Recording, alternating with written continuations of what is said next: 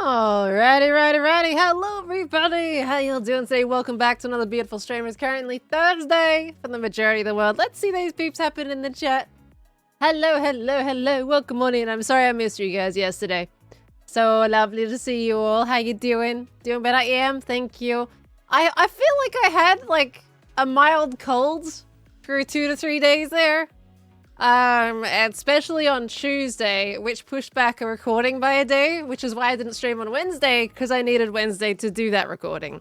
I ended up recording for about 3.5 hours or so, I think.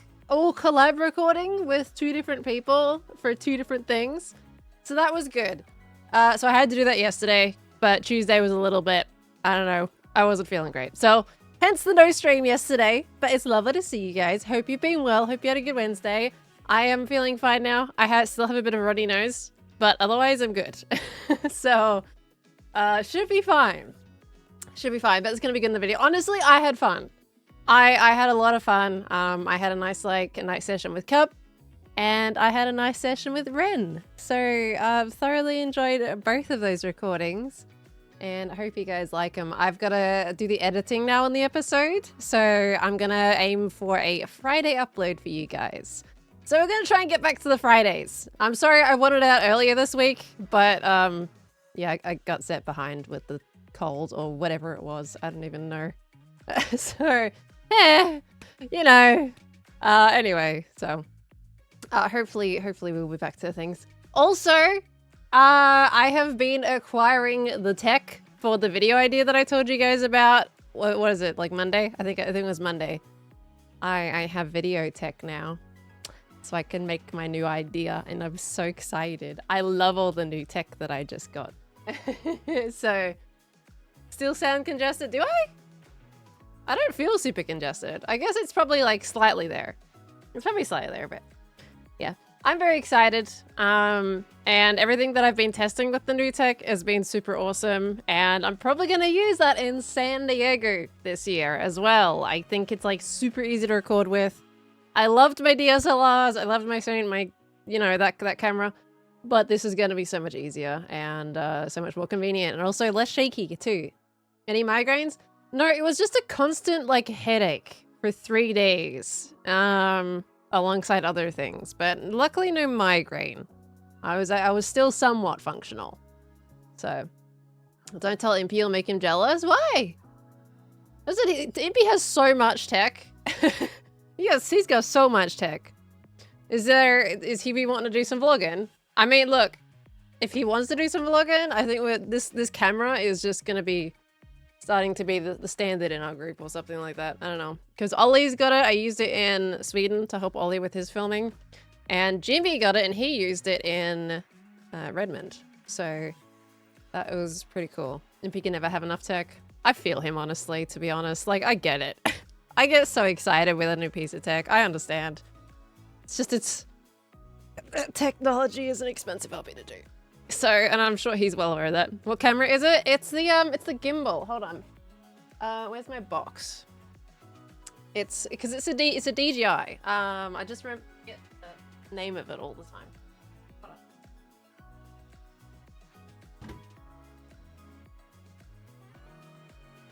on.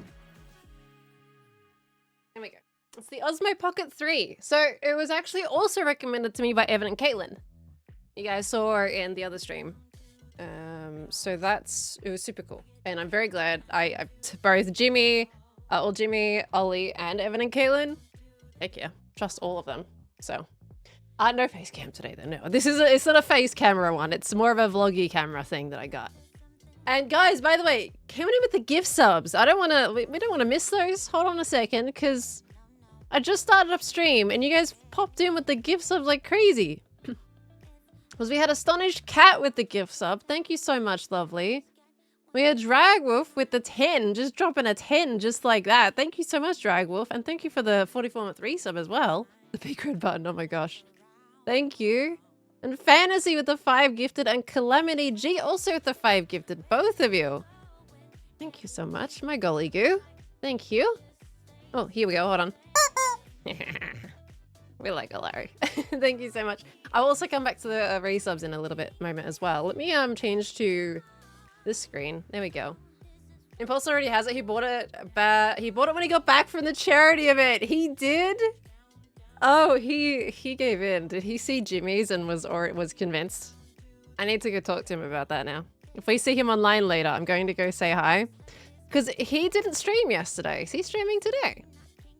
I'm probably going to go bother him about that and nerd out about this camera. It's so cool. Oh, Bluey Dad giving us up to Gem. Thank you so much, Bluey Dad. I appreciate that, lovely. Oh my golly. Okay. Biddy still hype train. Thank you, Mr. Roo. Hope you're having a good day. Honestly, it's been all right. I can't complain. I have an issue though. After the trip to Seattle, I've been buying Pokemon cards. I've been buying Pokemon cards. I'm not going to say just after that because I've had Pokemon cards since I was a little kid. But the thing is, for me, I might get a pack of Pokemon cards like once every year or two. And I had this giant bag of Pokemon cards in my cupboard and they were just sitting there. And I don't look at, I wasn't looking at values of Pokemon cards. I had no idea of any of that and what was deemed valuable by anybody. And then I was like, oh, certain somebody is quite into Pokemon cards. And then that got me thinking of my Pokemon cards, what I had back home. And now I've bought packets and it's a problem. It's a problem. But I got some really cool Pokemon cards today.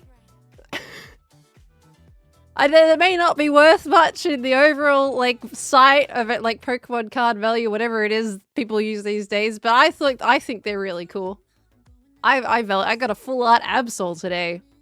Very shiny. It looks awesome. I love Absol. Absol's okay, it's one of the Pokemon I forget to mention, but you guys know, right? I like Keyblade. Keyblade's one of my favorite Pokemon, if not my favorite Pokemon. And Absol has got to be second-ish favorite next to just after Charizard. I've always loved Absol, but it's so hard to find his card. And I got a full art card of Absol. Oh, he's great. I love him. The Cherish card that I got recently, there was a full art Chatot card. It's very cool. So I'm getting, this is the problem now that I have, is now I'm buying Pokemon cards, and I really need to not. I really need to not. So I've told myself no now. I bought my last bunch today, and now no. Until I next stumble into a store that happens to have Pokemon cards in it. But anyway. Green's bad influence. Maybe a little bit. Yeah, there's just something about it. And you know what? In the past, you used to buy sets and you would just get the same card over and over and over again. You'd end up with 5 duplicates of the one Pokemon. With these sets, I haven't been getting much in the way of duplicates. And I love that. That makes me actually really happy to, invest, not invest, but purchase some of these cards. Because I don't want to sell them. I like keeping them for for me. They're just for my happiness. But it makes me happy to purchase these because they're actually mostly all different. And I'm quite pleasantly surprised. I'm very happy with that. So it's nice. I like all the cool new art for cards.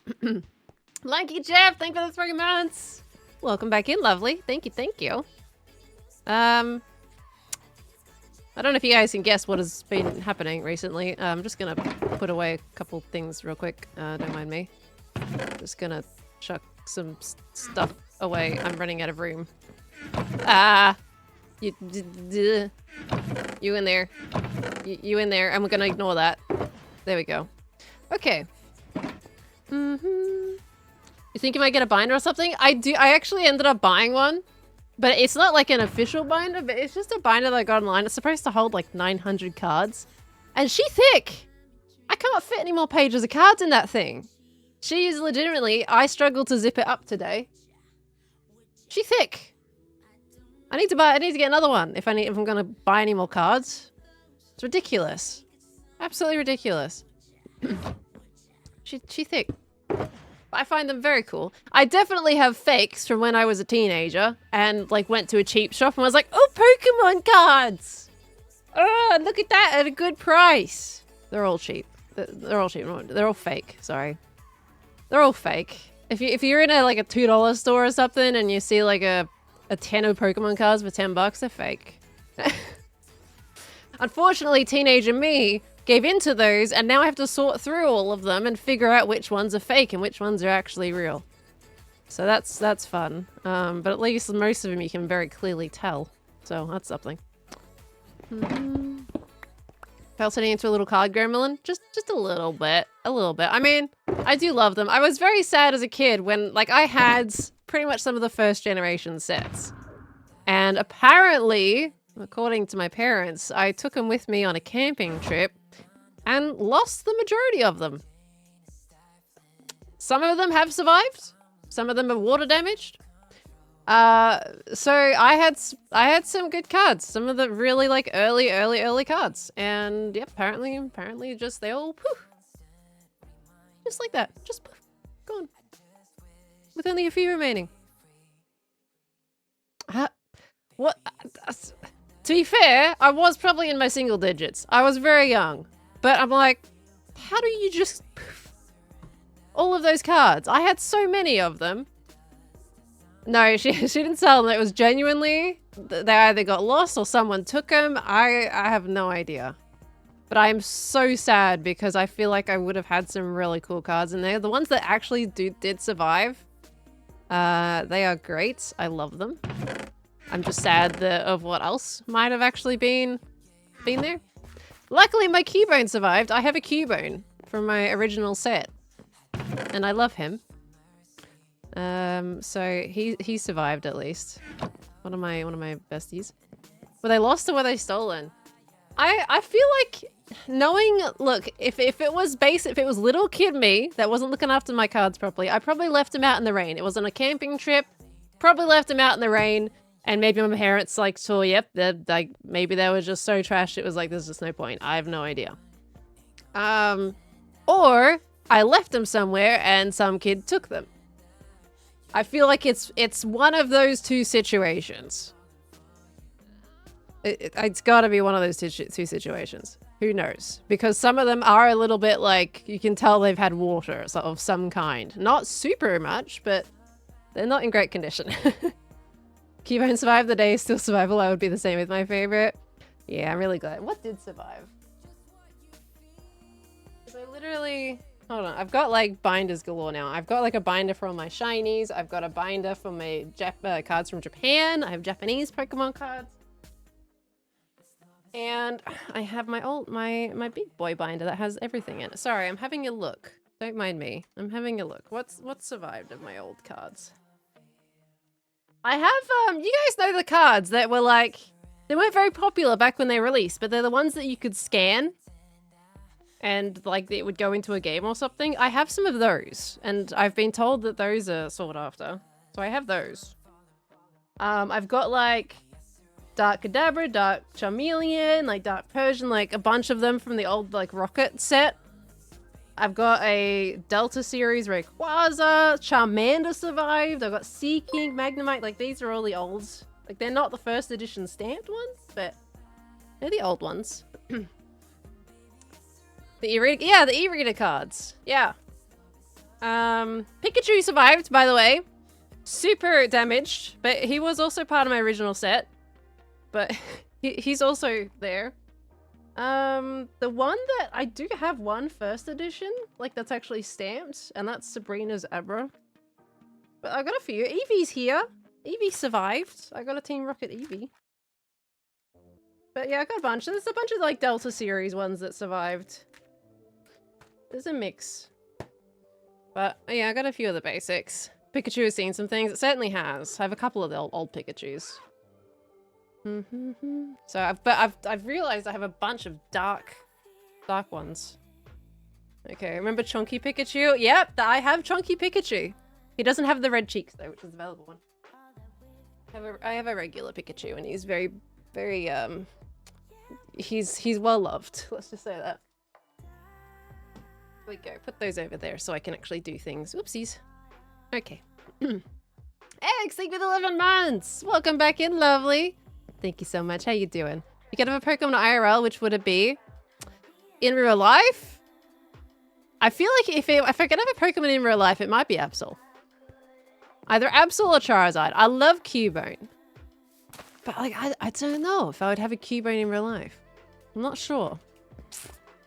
Okay, I'm gonna put away these so we can do things today. So today I was thinking, so my title of my stream, just so we can chat while we're doing things, is, of course, we play some blocks. I got some blocks to place. I got some terraforming to do, so we're gonna go in with the gradients today and really work on those cliffs on the other side of my ballroom. Hope that's okay. But I thought we could really do that today. I think it would be really nice to kind of bring the area together. And I've got some new blocks, which would look really, really cool in there. I'm not going to use them in this stream because I need to do a clip with them.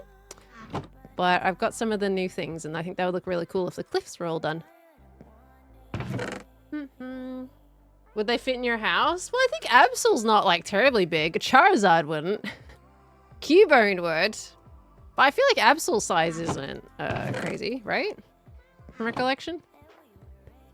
Who's a Pearl fan? Any just out in the wild stores you go to regularly have been sold out for months. The new ones you'll struggle to get here. I did get lucky, like when I went to go pick up my tech today for my video stuff, they actually had all the last 4 sets restocked. And you can get 5 of each set max. I ended up only getting 5 from 2 of the sets because I didn't want to like overspend or overbuy packets. I think everybody should get a chance for those. So I did get myself 10 boosters today from 2 different sets. But yeah, they just restocked. And then before that, there was just like an older set that people weren't buying as much. So I was able to snag it up a little bit. And there was some left in EB Games as well. Of course, all the older ones. If you want to get like, what is it? Shining Fates? Like one of the newer ones? I don't even know what's new or not. I got no idea what I'm doing. I'm just happy to buy some Pokemon cards. I don't really care what set they're from. I'm just excited to see all the new cool art. Where do I want to put my thing? There we go. Put that in this box. That's really cool. Am I hearing the stream elements notifications? No. Are you guys seeing them pop up? I might be hearing them, but sometimes like because I've always got music in my ear, so it might be hard to hear with the music. I'm not sure. We see no hear. You guys don't hear it? I wonder if I accidentally muted it while I was overseas. That might be it. That might be it, actually. I'm thinking because like I didn't want notifications happening while we were doing the charity stream. I wonder if I toggled the sound off. You heard it go off? Okay, so you did hear it? Okay, maybe it's just a little subtle. Maybe I need to turn it up a little, potentially. Okay. Hi, TJL Social. How you doing? Welcome on in. I'm gonna put this over here. Okay, cool. Sorry, I had to clean up my inventory. Fresh journey. Did good. Okay, yoink. I wonder if any of my chickens have pooped out some eggs yet. Maybe not. Okay. Let me have a little look-see. I will... Okay, but seeing as you guys are also asking about that, any eggs on the ground for me? No, but you guys are grown up. Okay. Oh, there is some eggs. Yeah, I will check that. Thank you for letting me know, because I think I've been, unfortunately, missing them a little bit. No chicken. That's unfortunate. Okay. Anyway, sad days. Sad days. Oh, I need my blocks. That's also important. And then we can do things. Okay. And I'm also going to have a look at the one you guys mentioned as well. Let me see. Scrolly Wollies? Drag Wolf! Oh no! So thank you so much for the $20 tip to support your Pokemon collection. Don't condone my Pokemon collecting actions. It's a dangerous thing to go down. Don't condone that. Thank you so much for the $20 tip regardless. But oh my gosh. I don't want to dig myself into a hole. I already have kind of dug myself a little hole. I just have to be careful now that it doesn't get a little bit too much. So, thank you so much. Now, playing your Pokemon games, do you have a favorite? I have. I actually started on Pokemon Red on a Game Boy Color back in the day. I loved Pokemon Red. I think I've played most of the generations, if not all of them. I kind of lose track of the more recent generations, to be honest. I keep track plenty of the earlier ones, but the later generations, yeah, I kind of lose track on like which order they're in these days. I think my favorite to date though has got to be Pokemon Platinum. I remember absolutely loving Pokemon Platinum. Like there was just something about that one. It had me hooked as a kid. All of them had me hooked, but Pokemon Platinum, I was just constantly going back to. I'm pretty sure that's the one like you can go down into the mines and everything as well and like find some cool stuff down there and everything. And I loved all like the different dimension stuff with Giratina with the 2 different forms. So yeah, I think that's gotta be my favorite. I do have a favorite inkling also towards Pokemon Ruby because you had the berries that you could also like plant and you know grow all your berries and stuff. And there was, I think was Ruby the one where you could get a house, or was that Pokemon Platinum? I forget which one it was. One of them, it had where you could like buy a house and you could then decorate it and stuff. And I thought that was really cool as a kid too. So I loved both of those, but I loved all of the earlier ones. The later ones feel very samey. You know, start in the starter town, get your starter Pokemon, make your way to the Elite Four, defeat the Elite Four, get your legendaries, and then you're done. You know? Always have like some sort of Team Rocket type group.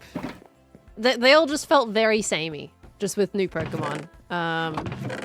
And the new ones kind of lost my focus a little bit. Pokemon Arceus was good though. I enjoyed that. That was cool. Make secret bases in Gen 3 like Ruby and all. Okay, so it probably was Sun and Moon were a breath of fresh air. I do have Sun and Moon. I don't remember if I finished them or not though. Can't remember. Oh, hold on, someone asked a question above that I wanted to. If I played all the games or did I miss out on some? I would have to bring up the list.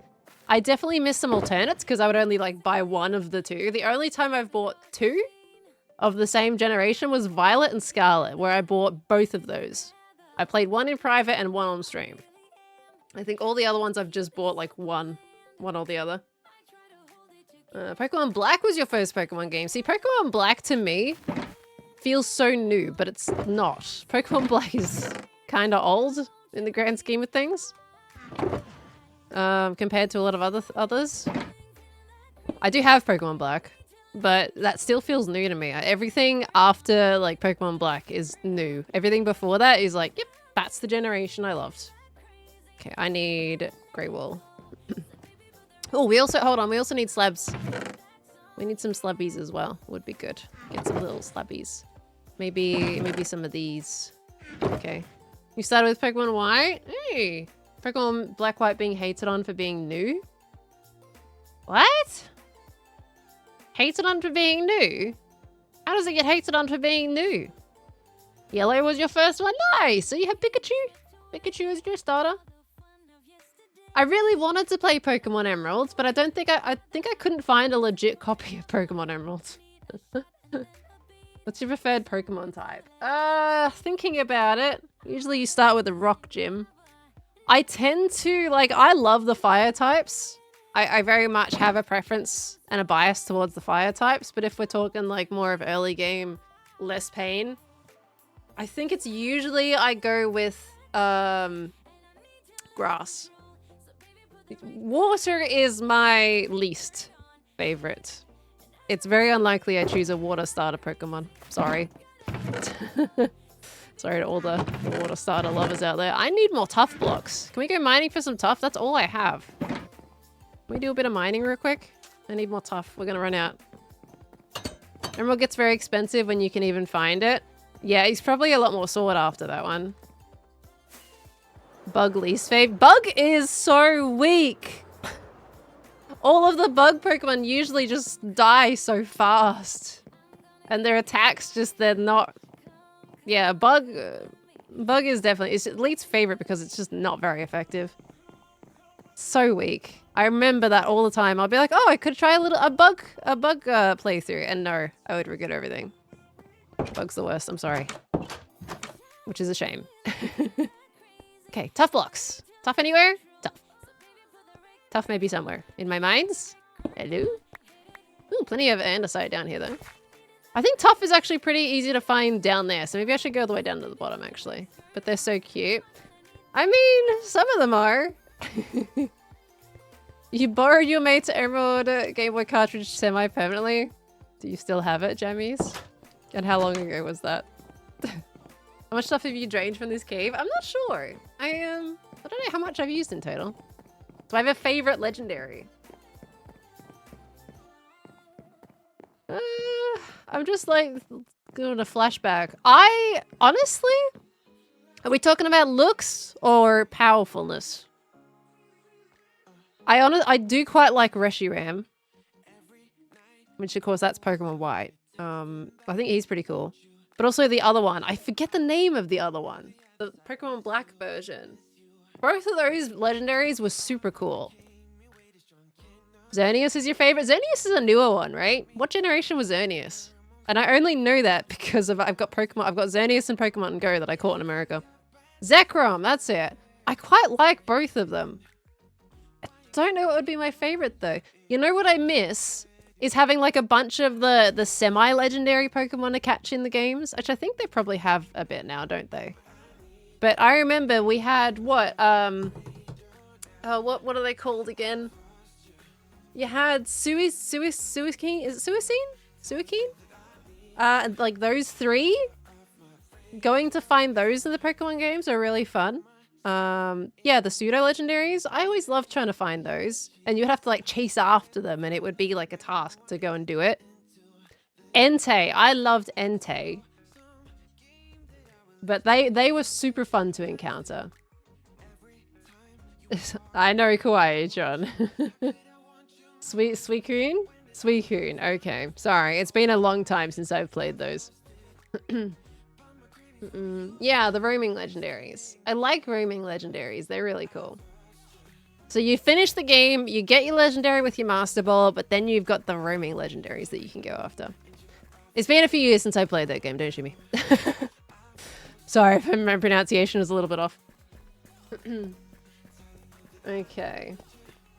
Went past some Tough. That's okay. If it was in the main hallway, I don't want to break that down anyway. We should find some through down here.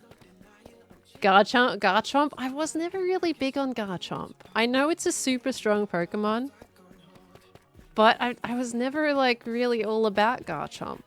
Don't know why. It just didn't really faze me. Oops. Ooh, we got haste. Oh, lovely. Unfortunately.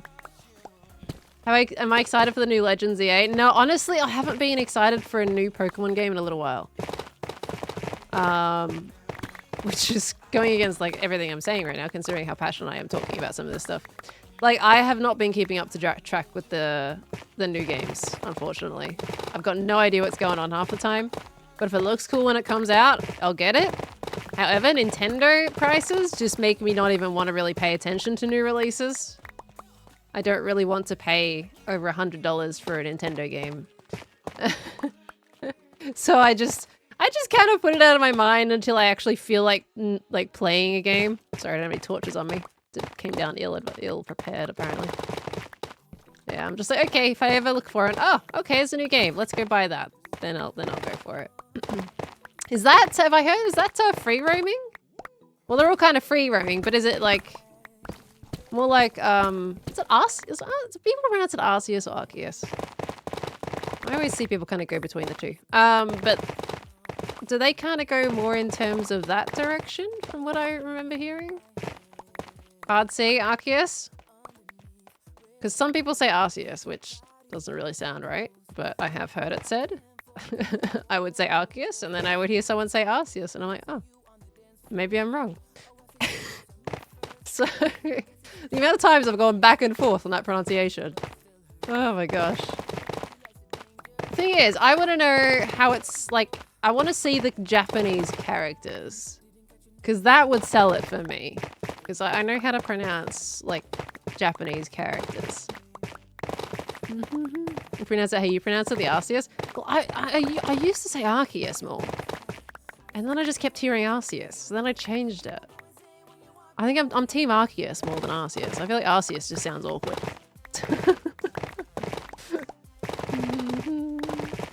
Okay. What about Glaceon? What, the Eevee evolution Glaceon? Oh, look, Eevee is adorable. Eevee's evolutions are adorable, but they're not really my favorites. I like Umbreon. Umbreon's really cool. But all of the others, I'm just like, Flareon's cool. I like Flareon. Flareon looks sick. But I'm not all that phased, like, overly like, oh my gosh, evolutions. They haven't really, like, captivated me as much as they maybe should. Umbreon has one of the best shinies. Yeah, it's more like, instead of the yellow, it's got blue, right? I wonder why Pearl likes Umbreon. I don't know. I think I decided I liked Umbreon as a teenager because it was, like, cool and mysterious. And he was different. He didn't come into the game, of course, until a little bit later. Umbreon or bust. What about the legendary golems, the Regis? I did play the Pokemon game that had them in it. And of course I did capture them and everything like that, but they're just a bundle of rocks for me. They're not as exciting. I like very flowy kind of Pokemon, and unfortunately the Regis just didn't really do that for me. They were very robotic rocky, which is not really my usual kind of preferred style of Pokemon. Thoughts on Darkrai? Sorry, I had that in my brain as an automatic answer for a second there. I was thinking of a different Pokemon when I was about to say love it. Darkrai's okay. He's cool. He's cool. I don't mind Darkrai. I like him more than the Regis. What do you think of Luxray? Luxray's cool. I think he's awesome. I think his previous evolutions aren't, like, super crazy. They're cute, but I definitely like Luxray more than the previous. Okay. How much? Oh, okay, that's plenty of tough. We're good to go home now. Yoink. Oh, that was smooth. Boy, like Absol? Yeah, Absol's one of my favorite Pokemon. I love Absol. There's something about Absol. He's really cool. Should we do a plus moon Pokemon tier list? Oh my gosh, that would actually be kind of fun. I don't know if you guys would enjoy watching that though. That would be kind of fun. Okay. Mimikyu? Mimikyu's cute. I wouldn't say it's like on my favorite list, but I like Mimikyu. Everyone's getting their Pearl approval of their favorites. Oh boy. I think I actually saw a TikTok of like, was it a TikTok? Yeah, I think it was a TikTok. Of like someone asked who their favorite Pokemon was in the comments of it. And then apparently there was only like 9 Pokemon that didn't have a single person out of 40,000 comments that mentioned them. And one of them was that one of the, like the starter duck, the final evolution of that starter duck. I forget its name. I forget all the new Pokemon names. I'm sorry. The generations are too new for me. There's too many to remember now. I can remember all the old Pokemon, but the new one. Yeah, Quaquaval, I think. Yeah, no one said that one. At all. Poor guy. But there was a few other ones, and I was actually quite surprised that some weren't said at all, because they were kind of cool looking. Some of them I understood. But yeah, nobody out of 40,000 people said that one. I was like, oh. Oh. That's unfortunate. Sadly, I'm not a big fan of him either, but I mean, that's kind of sad when nobody mentions that. Did I finish mining all the diamonds? I kind of was completely on autopilot there. I didn't even mention that I was mining them. I just kept going about my day. I was too distracted. I'm sorry. I'm not a fan of a dog. That's not Larry! Don't even compare Larry to Quaquaval. Not how that works. Are there VODs of you playing Pokemon? There is, actually. Unfortunately, I think there's only like 1 or 2 videos on my Pearlescent Moo channel of Pokemon like Violet. I was playing with Ollie. Why did I put that in the crafting match? I was playing with Ollie. I did duos with Ollie. So there's a couple of streams of that, and I think I didn't save them past there. Unfortunately, they were before my previous channel, my Moonies channel. So it's not many, unfortunately. Okay. Favorite Pokemon is Camerupt. Fair enough. Camerupt's pretty cool. Yours is Natu. Natu's cool. What do you think to the evolution of Natu? Hi, Pink Rose. How you doing, lovely? We got a slabby here. Tough. We're gonna need some slabbies. There we go. So I have a favorite evolution line. I feel like I would have to look at the list if I will be honest. Because like I love Charizard as a final evolution, but I don't like Charmeleon. Not a fan of Charmeleon very much. So that evolution line kind of loses me a little bit. Oh, there is definitely an evolution line that I just love the look of them all, but I just can't, like, I would need to see a list of them. Okay, let's do 3 stacks of that for now. Did you play Pokemon Go? I have played Pokemon Go. There was actually a point where I signed up to like my local group and we would do raids and stuff together, and I was going out all the time. I wanted a reason to get out of the house. So I got really into that. I have like 1,500, 700, whatever Pokemon in there now. Played it in America, played it in... Did I do it in Japan? Forget if I played it in Japan or not. But I've got a few from different places now. But I don't really play it much now. Coincidentally, I opened it today to have a look at what was around my house. What do I need? Okay, I got slabs of that, I got walls of that. Okay, that's a good start. Do I need more cobbled deep slate? Like, is this all I have? Oh dear. Yeah, okay. This is all I have of cobbled deep slate left. We're absolutely gonna need more. Otherwise, we've only got regular deep slate. Ouch. Ouch, ouch, ouch. Oh, for a fun message. Anyway. Who's on the server now? XB was. Joel and Joe. Joel and Joe. Joe and Joel. Okay, now, around here, mild spoilers. I'm going to not really focus on it. But there is mild spoilers. Cub and I have done some building. So please keep that in mind. So I'm going to like just not really focus on it, but I do want to work on the terrain around here. So I'm just going to kind of go for it. You know what? Let's just put all that in my inventory. Why not? Will the block get placed in the first hour? Yes, because I'm going there right now. I'll have you know, Frozen. Was that a copper door? Yes, it was. Outside house. Yeah, there's copper doors in Minecraft. They're great.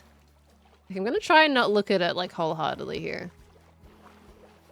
Okay, what style should you build your house? Industrial. Industrial's always fun. Oh, you know what? I can also fix the bottom of that as well. Because we focus on the top bit. All right, here we go. I'm going to do it over here. See, now you guys didn't really see much because I was underneath the water the whole time. It's fine. Okay. Hermitcraft has been going on for a while. It has. It's been a very long season. Scotch! Okay. Zarek, thank you for the 8 months. Welcome on in. Welcome on back in, should I say. Thank you so much, lovely. How you doing today? Alright. Have I played Pokemon Pocket? No, I don't know what Pokemon Pocket is, sadly. How do you take off from water? You kind of like, you hit the top of the water and you hold spacebar and spam your rockets a little bit, and eventually it works. Because I'm on Australian ping, it takes me a little bit longer to get that going, but if you're on good ping, you can do it pretty quickly that way. She's streaming. Look, I'm doing things today. Oh my gosh. I was getting tired of like, yes, I love the chatties. I love the chatty streams. But I feel guilty when I like don't really get anything done in them. There's just something in my brain that's like, oh, I spent the entire stream just rambling. Like, you know, I feel like I've been doing that a lot lately. So I wanted to kind of improve on that today and have something in mind as a goal. Which I'm going to remove that and put top there instead. There we go. Okay. Just having to do a few Pokemon Go raids with your brother and I. Hey, nice! Did you get anything good? It was always very exciting doing bosses, but it is sad with Pokemon Go that like if you want a legendary, you gotta hope that people in your area are active to do the raid with you because it's just not possible otherwise. Like you can't do that by yourself. And I think that's really unfortunate because if you happen to be, for example, in a country town where no one is probably playing Pokemon Go except you, maybe a couple of other people, you gotta happen to be doing raids at the same time as other people. It's really rough out there. If you're in a city, you're probably fine. You probably got people doing the raid every 2 seconds. But, man, good luck with that. That was the only thing that I found kind of sad about Pokemon Go. It's just it was just really difficult to be able to do anything. Pokegenie? What's Pokegenie? They do have remote rating now, but you need a remote pass, and you got to pay for those, unless you earn them through some events. But if you want like a decent amount of actual raid passes, you got to buy them, which I have done. I have spent money in Pokemon Go when I was all about it and doing all the raids. I've got a bunch of legendaries in there. I'm very happy with it. I got plenty of Tyranitar back when they were the meta. Does anyone remember when Tyranitar was like the Pokemon to have in raids and gyms and everything? That was my active period, is when Tyranitar was like the Pokemon to have. Stopped playing before the legendaries were added. Oh, so you missed a little bit then. The legendaries are fun. As much as it's pain to get the raid going, they're enjoyable to have. They're very cool. It's always a panic though when you finally get into a raid. You got it. You got a group. Everybody gets their Pokemon, and yours doesn't catch. You go through all your Pokeballs and it doesn't catch. That was the worst feeling. Ah, horrible. Pokemon Pocket is the new game where you can collect Pokemon cards. Oh, right. That's the code that you get, right? When you buy booster packs? Is that Pokemon Pocket? Because I have so many codes now from all of the booster packs that I got in America and here. And I'm like, I don't know what to do with these things. I was debating like scanning them and checking it out at some point. Because I have a bunch. I was like, I should probably have a look at this. But I haven't like done anything about it. Would Tango's house be industrial? Tango's house is steampunk. It is industrial. In fact, steampunk is basically industrial in a nutshell. But it is, that one has like an overarching theme to it of steampunk. I'm full. My inventory's full. Intriguing. Why are you not stacking? There we go. Okay. Have I signed Pokemon cards in the past? Have I signed any? No, I haven't signed any. People actually buy those if you sell them, you know? I have no idea. What if I want to know? I have no idea. That's a Pokemon Online TCG. Oh, okay. Different thing then. That's from Terraforming. You don't need any bricks. It's mostly like, I have used bricks in Terraforming before, but I think for me, bricks don't feel natural. And that's coming from me who uses wool in Terraforming. So I'm very hypocritical in that sense, because I'm using wool here. Wool just has that texture that it can blend in more with the very more like, okay, natural type of areas. Whereas bricks, I think structure when I see bricks. I feel like it's going to like, something man-made is going to be built nearby kind of situation. So I tend to use them a little bit less, but I have put them in like these situations before. Give me the andesite here. I think I'm going to do andesite on that bit. There we go. Quiver me ones. Thank you for the 3 months. Hello. Thank you so much, lovely. Welcome back in. How you doing today? I do use coral blocks as well. Coral blocks are great. Haven't used them as much in this build at the moment though. Okay, we need to get some moss. That's something I forgot to go and grab. Get some moss. Ignore the fact that I'm using a male shulker. My white shulker box is currently in another building. They got switched out at some point for some reason. Let me fix that as well. Okay. I could just get around my base. No, let's not go that way. Let me just fly around. Okay. Yoink! Okay. Pocket is the one where you can get immersive cards. So how do you get cards for Pocket exactly? Like how does one acquire them? If they're not the cards from the booster packs, then how do you get cards? Shoulders. Here we go. There we go. Yoink. There we go. Chuck these in here for now. Just my spare stacks. There we go. Alright, that's better. Open in-game virtual packs? But do they cost anything? Like, what's the catch? Could you just sit there forever and just go bam, bam, bam? Open, open, open? Like, what? How do you get them? Free every 12 hours. Okay. And then you buy otherwise. Is that what that is? Okay. There we go. That's better. Fix that. What was it again? I was getting moss. Let's get moss. Okay. Pokemon's the only thing other than you that I enjoy when home alone. Didn't get out much because I'm disabled, and it's awesome when my fave streamers talking about your fave games. Hey, we love to bring them together. And thank you so much for watching. I love a good Pokemon. I'm just terrible at keeping up with the current gen. And my Pokemon cards, legitimately, my collection is from kid me to now me. And I get on a card binge every couple of years or so, and then I ditch it again until I pick it up. But I honestly am loving the new cards. I think the art on them is so great. And look, I gotta say, that excitement of getting a full art, like, shiny card, there is something special with that. Because when I was collecting Pokemon cards originally, back in my teenager days, sorry, I got distracted for a second there. Yeah, back in my teenager days, it would, my brain is just completely frozen. There we go. Right. Sorry, brain. Let me just restart that. Yeah, back in my teenager days, you'd have your standard shinies, right? It's either the reverse holo, or the regular holo. And it just, they were exciting to get, but not as exciting in the grand scheme of things. Whereas nowadays, you got your holos, all that kind of good stuff. But now you got these full art ones, and they just look so cool. They really know how to tug at your heartstrings, don't they? Silly. Silly things. But I like them. Oh, gosh. If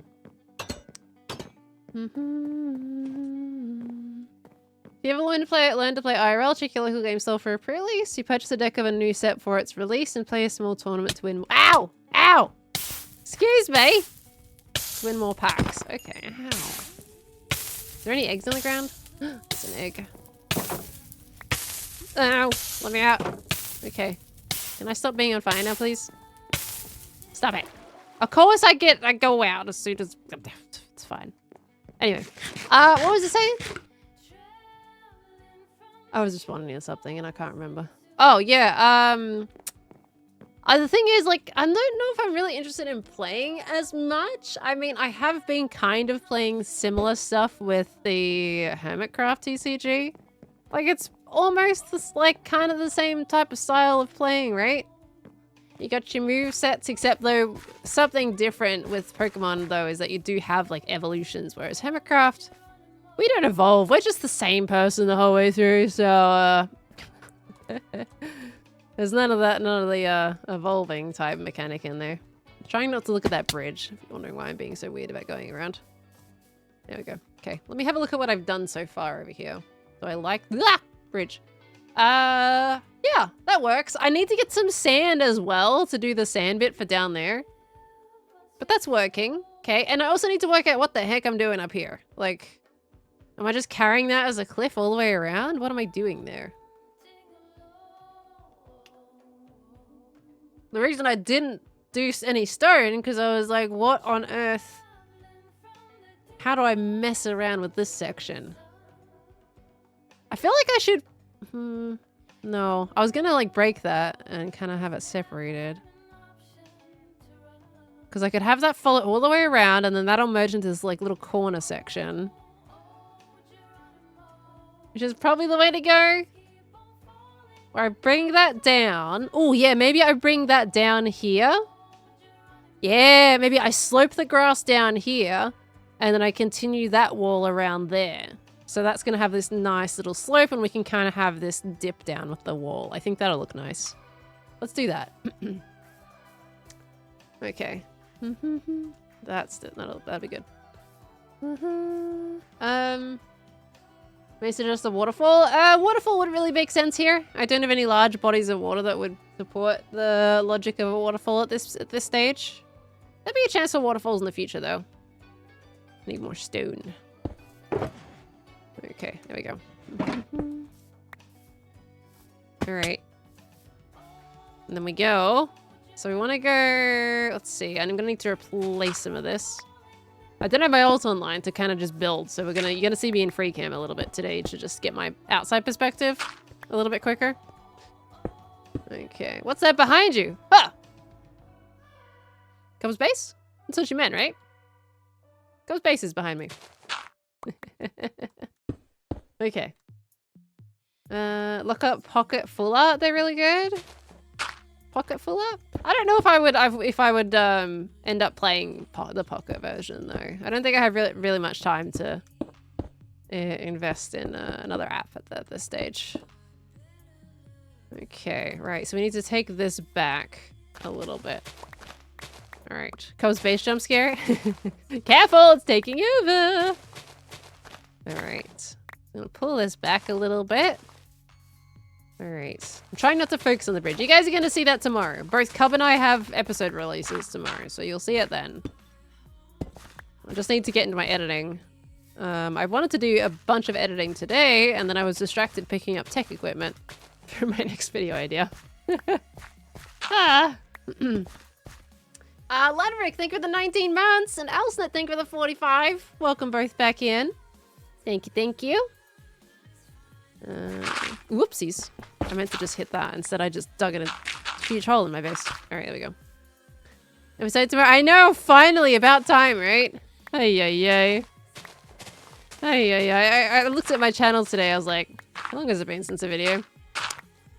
It's been a very shameful amount of time since the video. I am ashamed of that. Absolutely, do not feel guilty, Hola. Absolutely do not feel guilty. Like, you are here, you're watching, you're hanging out with me, and that is plenty enough as it is. Lovely. Like, you're already doing the support. You're good. Don't you worry. Already plenty support. I really appreciate, honestly, just people, you guys like taking your time out of your life and your day to spend that watching me. So that's already bonkers as it is. Been slightly busy lately. With the travel, that definitely has, but then like since getting back, I've just been really slow. I've been painfully slow getting back into the swing of things. I've not been happy with myself. It doesn't help that every now and again, I've been a little sick, under the weather, whatever. But I should have gotten way more done at this point. And I'm very saddened that I'm a little bit on the laggy side. Anytime you hear the word shame, it reminds me of that one scene in Game of Thrones. I haven't seen Game of Thrones to know what you're referencing. I'm sorry. I wish I knew that reference. What that one scene might be. Ah. Okay, I need more space in my hands. There we go. Okay, chuck all that away. We don't need that in my inventory. Okay. Best stream to study? Hey, let's go. I'll take that. Hopefully studying's going well. Love using these streams as background noise when doing schoolwork, so it's kind of a win-win for me. Perfect. When I was in uni, I was on Twitch all the time as a viewer. I was always lurking in people's streams, finding people to watch, to have up in the background of my studying, so I totally get it. It's just like, it's good background noise. For some reason, the brain just works well with that. I don't know why. It's like, okay. What, you can't just focus on what I'm doing, brain? Why do you gotta have someone else's voice in the background, huh? My brain's like this. Oh, nuggets. Great. Let's say the scene involves a bell and some nun lady saying shame over and over. I see. That was probably the most disturbing scene for you. Oh, okay. All right. I'm a little concerned now. Viking Dane, thank you for the 5 gifted. Thank you. Larry. There we go. Thank you so much, Viking Dane, for the 5. Hi, Willow Rose. How you doing? Welcome on in. Hello, hello. Still playing? You're playing Horizon Zero Dawn on max difficulty? Oh my gosh. Horizon Zero Dawn was easier than Forbidden West, but max difficulty Zero Dawn though? Ooh. That's gonna be almost painful.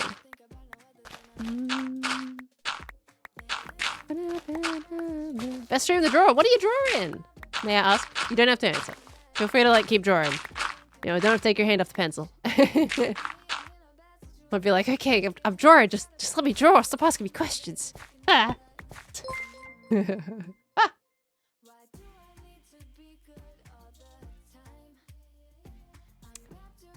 Now that's a name that I haven't seen in a little bit. Ashino. Hello. Good to see you too. Hello. A simple hi in chat also works. Thank you for the $100 tip. My gosh, how are you, lovely? Finally got a day off work and get to catch a stream. It's been so long. Absolutely no pressure to do something crazy awesome just because I'm here now. Yep, no pressure at all.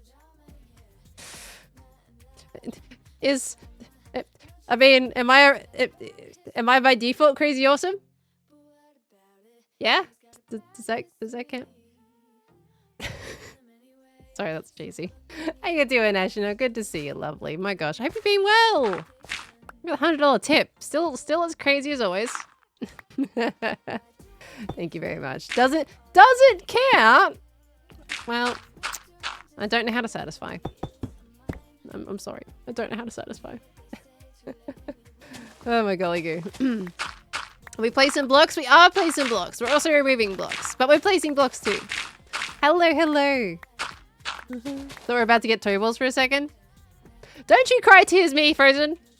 You want some toe balls? I'll give you toe balls. Sadly, this one's not signed by Jem. Sorry.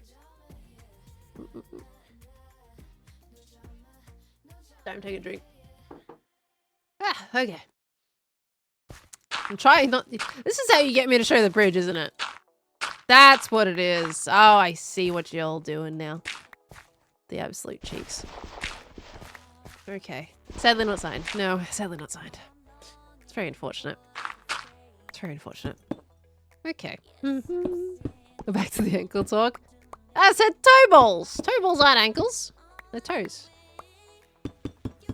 Take it how you want. Now that is a very big deep slate cliff face. We're gonna change that, so don't worry about that. Just gonna still get this nice smooth little slope all the way down. And then we can do some really nice texturing on that. I think that'd be good.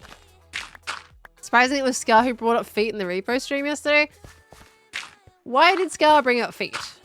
Like, that's a Gem and I thing. So, why was Scar talking about feet of all people, out of curiosity? How did that come up in conversation? Scar's a foot guy. Why is Scar a foot guy? Whose feet does he appreciate? And Green has daddy issues. I'm getting concerned about that group.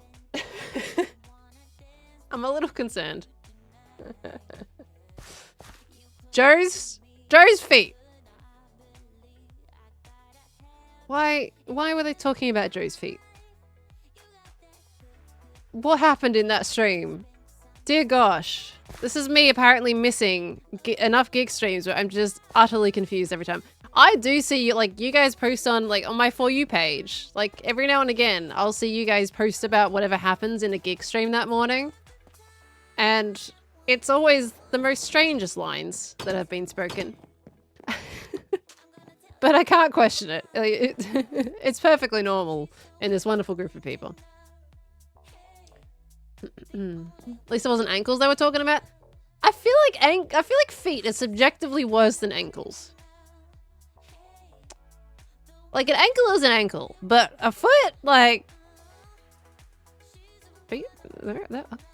Like, sorry, I didn't mean to spam Zoom you guys. Sorry. My finger was on the edge of the key. Anyway. Whoop. I'm trying to see the bridge. Hit, dive up. Whoop. Ha. The water is my sensor of the bridge. We need a PGGS stream. Pearl, Gem, Green, and Skiers? Or Scar? You saying Scar? Because there's two S's.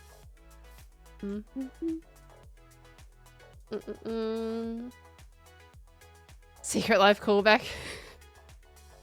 He's dead, you won. And then he just died. I saw that clip. That was also another one you guys posted on Twitter.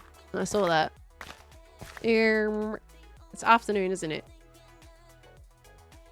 There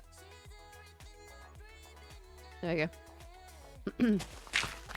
Too fair you did get it. Wait, what are we back at my ankle for? Why are we back at my ankle? What's the bridging gap of that? Your green does not want to make me on that bridge. Nice try, Heaven. Nice try, Heavenly. Good try. Good try. Did you miss yesterday's stream? You talking about my stream or the gig stream, Venma?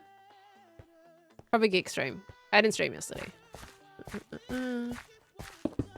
Trying to make this a nice slope. Like maybe that? This probably works. Or do we want to take that back a little more?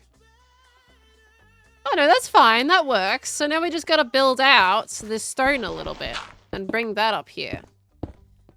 Okay. That's fine. It is not, Kira. No, it came off after like 3 showers. It is not. Illogical chaos thing for the 6 months. Welcome back in. We must the crab. What does that mean? What does we must the crab mean? Sadly, like if you try and reference gigs content to me, I don't know, sadly. Not unless it's been posted on Twitter a lot. I'm always sleeping whenever they stream. It's very rare that I'm awake when they're live. Very sad days. What is we must the crab? I feel out of the loop. Okay. Jim's gonna open stream sooner or later. Well then let's stop talking about it, Prim. We don't want that to be a common thing. Oh my gosh. You goofies. It's because of you guys that I get in trouble. I get in trouble with Gem because you guys bringing up things and then I read them out loud. But it's also Thursday. It's an off day. I'm not usually live today. Chat's innocent. As innocent as my signed ankle. Alright, it's gonna be weird now. Anyway. Okay. Let's not get in trouble with Jim again. Not our fault. Yes, it is! It is your fault! Alright. I wrote out a message. She heard it. I blame chat. Simply done. Why? How is it? We did that like 2 weeks ago. Why? Dear gosh. Okay, I'm gonna do that. And then maybe I bring that down there a little bit more. Maybe bring that out a tad. Bring that back one. Yeah, that's a nice little curve. Okay, and then we kind of dig this in a little bit. And then we'll be good. Alright. It's never chat's fault. Now that is denial if I've ever seen one. 2 weeks already? I know, isn't it crazy? Like it's Thursday today. So well technically it's probably 2 weeks tomorrow, right? 2 weeks tomorrow, is that right? Well, technically 3 weeks actually. Wait, what? Hold on. It was on the 11th. Wait, no, sorry, 12 and 13. It was on the weekend. Was that a burp? Or did I just struggle to speak for a second there? I don't know what that was. I'm sorry. That was probably a really weird noise. Sorry. I hiccuped while I was chatting. That was awkward. Anyway, so yeah, so it was on the weekend, but we did a lot of we spent all day on Friday prepping. So I keep counting that as like a 3-day thing for some reason. So 12, 13, 1, 2, yeah, it's 3 weeks this weekend. But it's been 2 weeks since I got back home. Craziness. Okay. Hold on. Venus Deer. There we go. I got it. How you doing, lovely? Thank you so much for the tier 1 sub. Welcome on in. Enjoy the emotes there too. And don't mind our weird conversations. Thank you very much. Okay.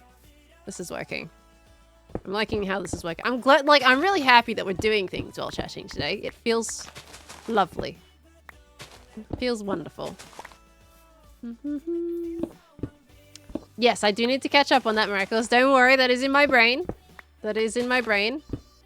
I'm just going. I want to get the right moment so then we can stop. So I want to do this slope, and then I'm gonna go catch up. Okay. Did anyone know if there's an age restriction for TwitchCon? San Diego want to go and bring the kids to meet their favorite hermits, but they're both under 13 and I can't find clear documentation. I feel like TwitchCon does have a 13 and above age limit. But don't quote me on that, because Twitch itself is a 13 and above site. I don't fully know about the event. Let me see if I can do a quick... I just want to see if I can do a quick look for you, Rue. Because I swear we've met parents and their kids. But I could just be thinking of PAX. Let me have a little look-see. Because PAX, you can bring your kids to PAX. Gosh, they really don't. Terms of service, events, code of conduct, maybe? Twitch legal. Expected behavior. Guidelines for recording. Filming. COVID.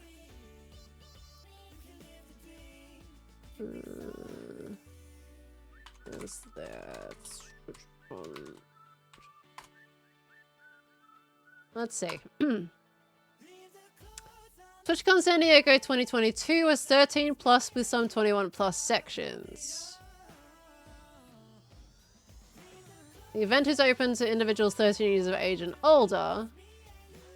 However, those aged 13 to 15 are considered minors and require a parental consent form. But that is the yucky Google AI overview.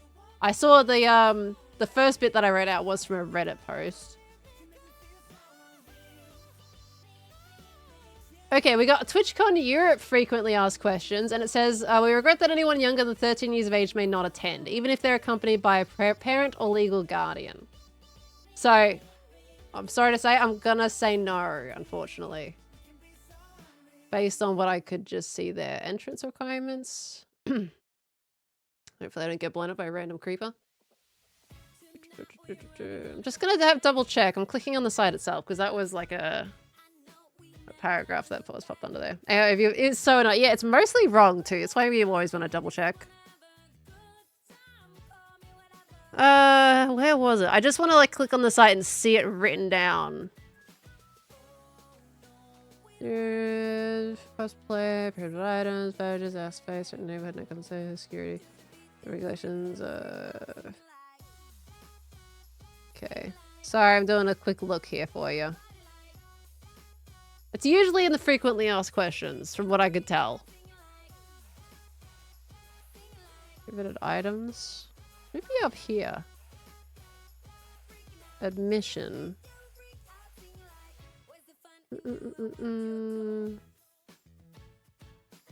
Okay.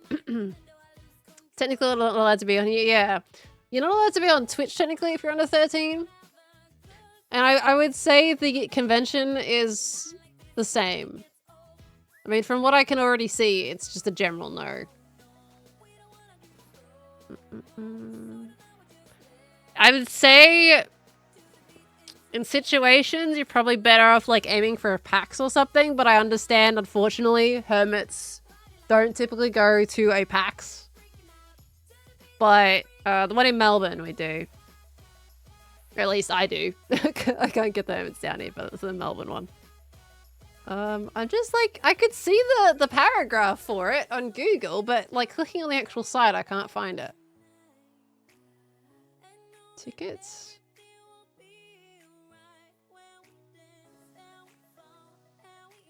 Well, here we go.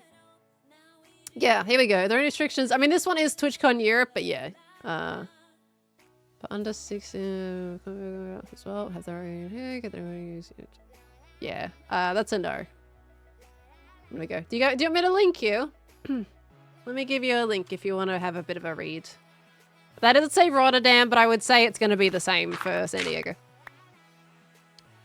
Okay. Isn't there a story of a kid running up to German at being a great reaction, according to the San Diego Imp and Skiz podcast? I swear I remember, like, parents with kids, but maybe they were over 13? Because it's anyone under 13 that can't. If you're over 13, you need to have a consent form. What is it? Hold on. I heard that. So sounds are working because I did hear that. You've brought it through as anonymous, but I know who put this tip through. I know who you are. I know because you write it exactly the same as the other person that does this. Anonymous, thank you so much for the $100 tip. Please read exactly. My name is Pearl, and it's never chat's fault. I'm just gaslighting you. Gem signed my ankle because it was my lifelong dream to have Gem right on me. It wasn't chat's fault. Don't judge me. That was a message written. And yes, I did read it exactly. Is chat gonna believe that? I would hope not. Wasn't supposed to be anonymous. Ah, okay. You didn't mean for that to be like that. Okay. I still knew it was you anyway. It's exactly how you type, and you've done that before. Absolute cheek. Thank you so much, Ashino. Thank you, though. I do appreciate that. My golly goo. You're gang. No. Yeah, that definitely sounded like I meant every word that I just read out. 100%. Undisputable. Everything I totally said was completely not sarcasm by any means. Oh, dear me. Okay. Miraculous, this is Ashino. This is Ashino. I tell you, you read it so fast. I did. I did not want it to linger. It made me very uncomfortable. Don't you make me read it slow. I'm not doing it. Okay. Let me see. How does this look? Oop, I wouldn't press F4 there. Oh, that was a good idea, I think. And then once I finish up this wall, I reckon that'll be just fine. I mean, it is going to be very steep, but I think once I bulk it out, kind of like this bit over here, then this should be hopefully just fine. Okay, so we're going to continue to build this up now. Let's, I'm going to need to get a whole lot more stone, though, because I'm going to start it off in stone first, and then we'll go over it and texture it. So let's put all this stuff in there. There we go. You know what? Let's put this in, because we're just going to focus on stone for now. Oh, yeah. Let's go grab some of my stone. No, Asher, no, please. No.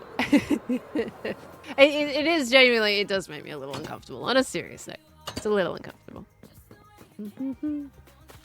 Okay. It was my message you read out, and I fully accept the blame. It is totally fine. Honestly, Burb Knife, it was funny. It was funny. As much as it was quite strange. It did make for a funny moment that I think everybody enjoyed. So it's completely fine. Alrighty, let's see. Can't wait to see the collab bridge with Cub. It was enjoyable. I had a good time building with Cub. It was incredibly funny. Yeah, we figured you guys would like it. Have we noticed that Gem is leaning more and more into certain sentences lately? We're giving her confidence to do it, guys. Oh gosh. All right, here we go. Honestly, I think hopefully you guys enjoy the section with Cub, and hopefully, but I also think you'll enjoy the section that I recorded with Ren too. I recorded with Ren for a good hour and a half. And I recorded with Cub for like 2 hours, plus the like 15-minute or so other clip we had as well. So that was lots of fun. Ren is very pleasant to be around. He was so lovely to meet in Seattle. Absolutely wonderful person. You're the one that encourages her. Do I, Miraculous? Is it me or is it you guys, out of curiosity? What do we think about that? Or is it just both of us at this point? I don't know. We have fun. Okay. Seems like he would be chill. He's chill and he has fun. He's a vibe. Okay. Red and Khan being best buddies is surprising and predictable. I think, yeah, Red and Khan legitimately get along really well. And Khan also got along really well with Martin as well. So I'm really glad he got to meet them a little bit more this time around, because I think last time he was a little bit more towards like the back, and people didn't really like get to chat to him as much. So this time he was able to talk to people a little bit more and get to know some of the hermits, and that was wonderful to see. See you later, Joe. Thank you so much for coming in today, lovely. Have yourself a beautiful rest of your evening. Have some good sleep. The Card and Scar hangout? Unfortunately not. There was just a lot going on over the week, like over the I'm gonna say the weekend, because unfortunately Scar didn't come with us afterwards when we were all hanging out. Scar does have stuff he has to attend to, so sadly we didn't really get too much just regular catch-up time with Scar, and things were just way too hectic during the event to get that proper chat in. But maybe next time. Maybe next time. When you play more Hungry Hermits, I don't know, maybe next week.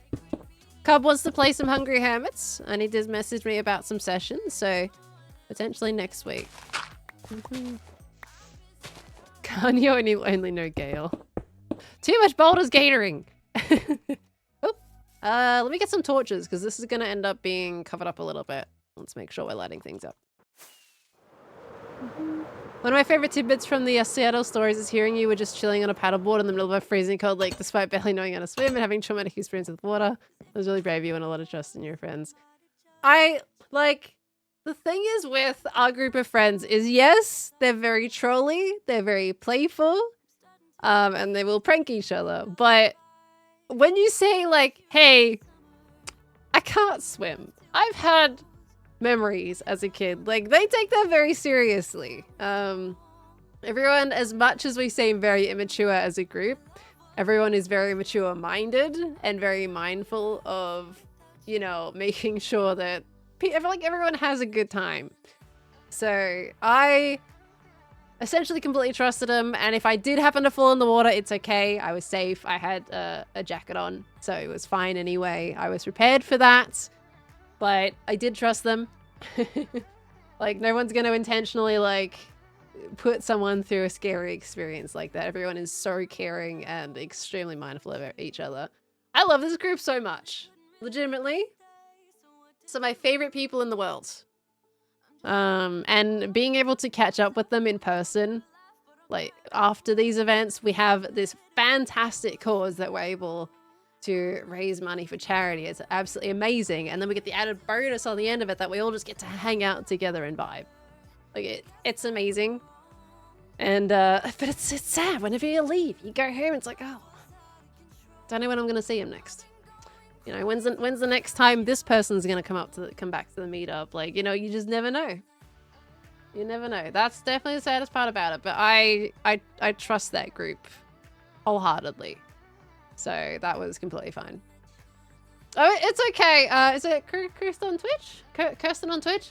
I was super young. I only remember visuals. I don't remember actually how it felt or anything like that. I just remember visuals, and that just makes me a little bit iffy about deep water. So it's okay. I don't remember anything physically other than the visual. It's fine. As long as I have a little floaty jacket, it's all good. It is what it is, unfortunately. I wish I could swim better. I honestly quite like getting in water. I like getting in pools and things like that. I don't like deep water. I'm not a fan of that. What was I grabbing? I came back for something. Torches. I need torches. But Lord, thank you for the 11 months. Thank you so much, lovely. Welcome on back in. How you doing? Thank you. Think you need to have that trust in each other for trolling and pranks to be fun. Need to know what there are lines that can't be crossed. Exactly. Everyone knows limits. So it's perfectly fine. Diablos, thank you for the 52 months. Golly goo. Thank you. Same, love swimming, hate open water. Yeah, I like being in water that I can stand on the bottom and still have at least my head above it. Like, I'll go to my neck. That's fine. But if I can't touch the bottom, I'm not very happy with that. And I know it's like, yeah, it is what it is. I wish I could just jump into a lake and just swim. Like, that sounds, it always seems like so much fun. But, you know, it is what it is.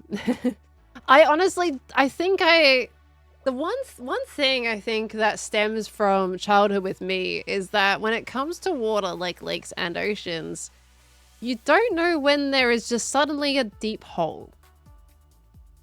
And that's what I kind of learnt from my childhood is this is like a thing. It's fine. I don't care about talking about it. When I was a kid, I would walk along. We were going camping up at a river. I was walking along the edges of the river because I was super young. I couldn't swim. I hadn't even gone to swim class yet. And I was walking along the edges of the river while my siblings were off playing in the middle of it. And suddenly, bloop, I'm underneath in a very deep hole. That's it. I remember that. I remember the visual. So, like, you think you can be safe? It's like, oh, I'm being safe. I'm in the shallows. I'm just dipping my ankles in the water, and then suddenly there's just a giant hole that's developed either by tree roots or gosh knows what else. Rocks tend to, like, the water tends to, like, go deeper when it's near rocks. Like that. That happens. You don't know. And the same with when it comes to the ocean, you can suddenly have this deep dip in the ocean that just kind of gives way. And I don't like not knowing because you just can't see. So I don't like not being able to see. You found the one sinkhole. Yep, and apparently I did it multiple times. In different situations. I don't remember all of the situations, I just remember the one, but apparently it happens like 4 times in not the same spot. So, hence why I don't swim much.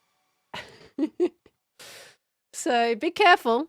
You know, that's just something to be aware of. So if if you can, pick up your swimming skill, definitely a very good skill to have. I just got unlucky when I was a kid. And that is how it is. That happened with me too. I've accidentally walked off many a river drop off and it's terrifying. Yeah, it just happens all of a sudden. You gotta be so careful. And with a lake, lakes can drop off pretty quick as well. And I don't know, it seemed like pretty decent where we were, but I still didn't want to risk anything. And it was cold. It was like 5 degrees Celsius water. It was cold. I did not want to go in there. I was prepared that I might fall in by accident. It's fine. I was like, okay, if it happens, it happens. As long as I know I can float, it's all good. But I didn't want to go in there regardless because it was cold. Did you do swimming lessons in school? Yes, I have done swimming lessons with my school. And I did enjoy them. Honestly, I do quite like getting in pools and having a bit of a swim. But anytime it comes to like the deeper water where I cannot touch the bottom, I just kind of panic. I don't know if that's just my reflexes from the past or what, but yeah, yeah. Unfortunately, I have like been able to I enjoy like doing bombs, like going into the water, like bombing into the water. I like doing little dives and everything. I would try and hold my breath under the water, do all those classic, tests as a kid. I enjoyed all of that. But just, sadly, just didn't get to the point where I was confident enough with anything. So. Yeah, Martin is crazy at swimming. Absolutely insane at swimming, and he was in that lake for so long. Not just the fact that he was good at swimming, but he could stand the temperature of that water. I don't know how he did it though. He was insane. Okay, how am I feeling about this? We need to bring this bit down a little bit, I think. Martin is parfish. He must be. He swam for so long in that lake. It's absolutely crazy. I was like, okay, surely he's done now, right? Nope, Martin's back in the lake. Still swimming. Oh no, clear the condensation. What's that going on? Legitimately one of my biggest fears, my 8-year-old cousin was walking on the edge of a cliff and you had a panic attack. Oh gosh. Yeah, no, careful out there. Joel's one Frogger every month except the one where Pearl won. How did he let me How did he miss that one? How did I win that? Because we weren't all at the event. And Joel didn't come to the event either, so... I don't even know how I won that month. Okay, let's see. Alright, that's looking okay, I guess. Let me go at the top a little bit. Yeah. That's alright, I guess. That's fine. Alright, let's see some texturing. Just didn't feel like it. Well, he's missing a month. I've stolen it. Curious what lake you went to? We're not gonna say locations at this point. we're gonna keep that as an undisclosed thing. You once jumped in the ocean on a boat. You jumped in the ocean on a boat. That stuff always looks fun. Like, people go out in boats and, you know, they'll even go to some, like, really clear blue waters, really nice tropical waters. And they'll, like, be able to jump in, like, dive bomb and all that kind of stuff. And that always looks so fun. Some part of me kind of, like, wants to try again as an adult to take some classes so I can enjoy the water properly with everyone else, honestly. Because it always looks like so much fun, and I feel like I'm missing out a little. Like, sure, I've got memories, but there's always a thing, you know, work through it, you know? Usually, like, but just want to say it's nice to hear from someone else as an adult who has a fear of water/drowning. It can feel very polarizing at times, but to hear that you also experience that makes me feel better. Sadly to say, there is a lot of us that have these experiences, and you know, unfortunately, like, people do feel maybe a little bit awkward about, oh, you know, and maybe not being able to swim when everybody else can. But a lot more people can't swim than you realize. We just don't really talk about it as much. So, you know, I was like, why not? Nothing to be ashamed of here. If you can't, you can't, you know?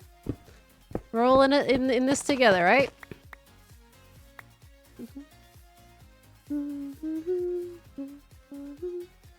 But I do want to try and learn and see if I can do it. We have a tour of all the mailboxes? A tour of all the mailboxes, but they all look the same. Mostly, anyway. I think most people kind of left them sticking out.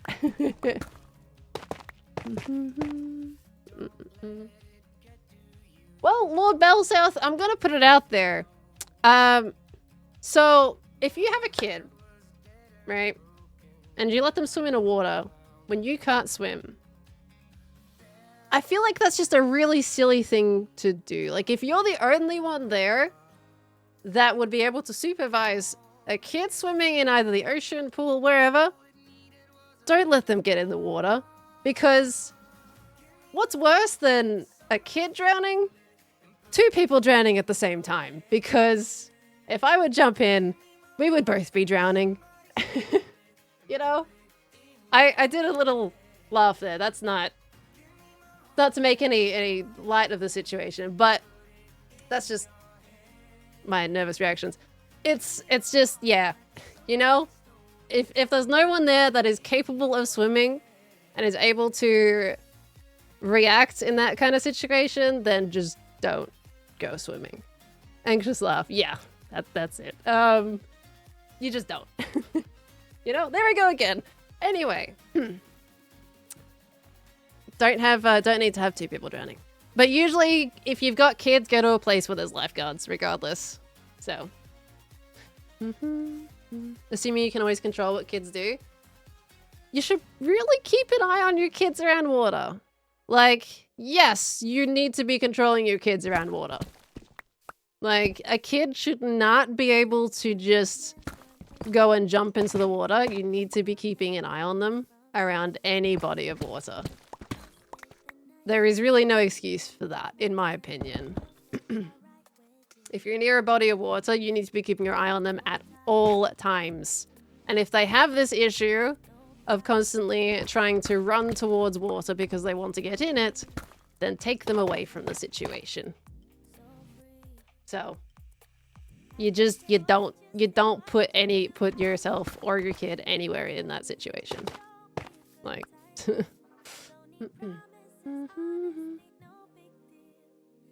Mum and a lifeguard saved me from drowning in my very, very early childhood. Please watch your kids. Yeah, there is, in my opinion, there's no excuse. You need to be watching your kids around water. It's not like a car. That's not a comparison you should be making.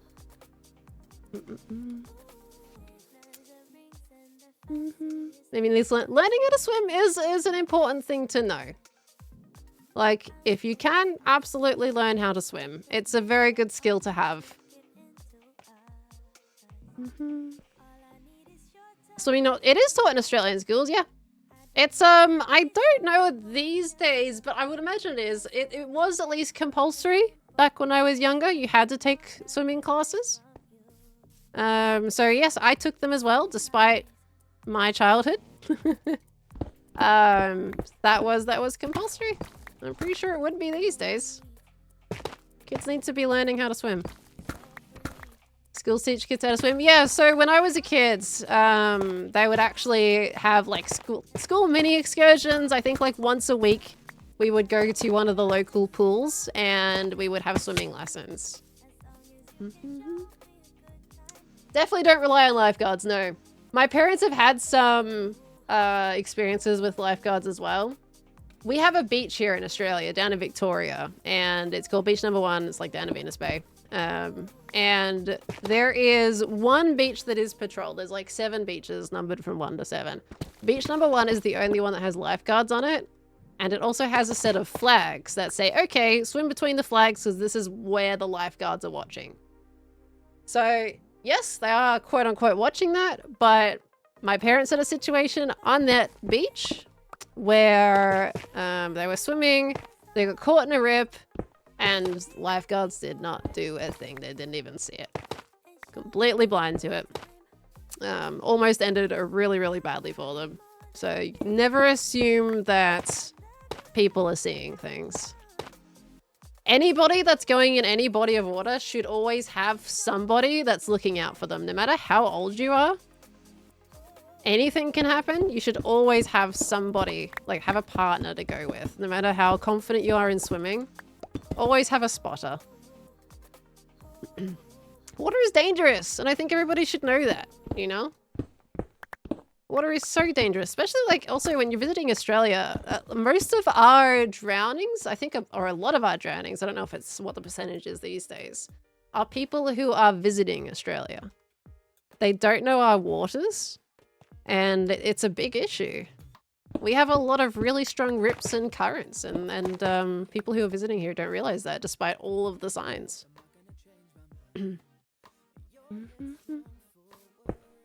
Someone who isn't afraid of swimming forever, yes. I'm just gonna say, Belseth, I am sensing a little bit of kind of, I don't know, there's some poking sentences coming through. I just want to make sure everything's all good. Ocean feels way meaner than the Mediterranean. Oceans get crazy. Oceans get crazy. Water is very beautiful, but very deadly. Same thing if you want to jump into it, it can be as hard as concrete. Oh yeah, be careful on the way you jump into it for sure. Rips are ridiculously strong. Do you know to not go swimming if you visit the land of the Aussies? Just make sure you do your research about where you swim in Australia, especially with our wildlife. We have some, not to scare anybody, but especially if you're also swimming in, I think I've been New South Wales or Queensland. We have things called like blue box jellyfish and everything like that. They are very poisonous. So also make sure you're swimming in the right season and look into each beach that you're planning on visiting.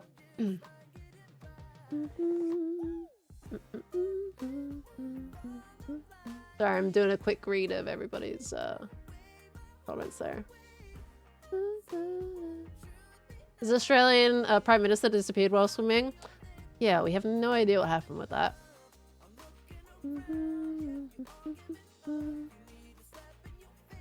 100% Clef Prof, 100%. Aren't the beaches not protected by a special net? I don't believe so, no. Not those ones. It's just they're seasonal. We have seasonal oceanic creatures that you just gotta be very wary of. And usually during those seasons, there are a lot of big warning signs. The problem is people don't read. And they get themselves stung by these things, and it's like, there were signs that told you to not swim or be extremely cautious. People still do it.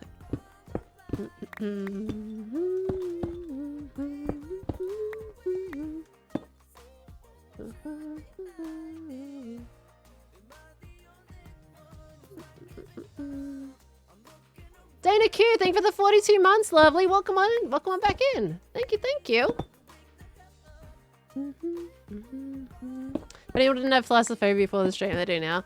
This isn't to make you guys scared of the water. You know, please don't end up feeling like that way after this stream. Like, this is all knowledge that was said before this stream. I would hope that you guys would be aware of everything before this stream. And I think it's important to know, especially if you want to visit Australia, just be aware of the water. Like, that's the lot you can do. Don't let fear stop you from living, you know? You know, enjoy your time. This is all just common knowledge stuff and just things people should be aware of. Survival instincts, exactly. And for me, I just got bad memories. That is unfortunately the way it is. Have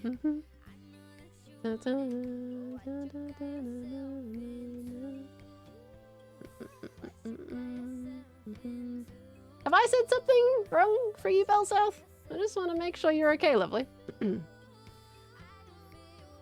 Stream makes me want to swim more, but you wait for summer. Hey, well, there we go. At least we got that. I don't want anybody to be afraid after the conversation. We just having a chat. I didn't actually expect it to get any kind of like deep or anything like that. It was just general conversation.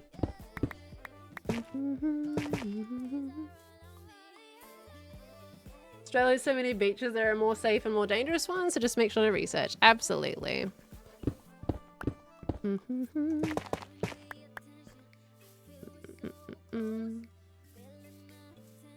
Used to go to a beach when I was a kid and jellyfish always appeared during the morning because of the low tides. Hey, there we go.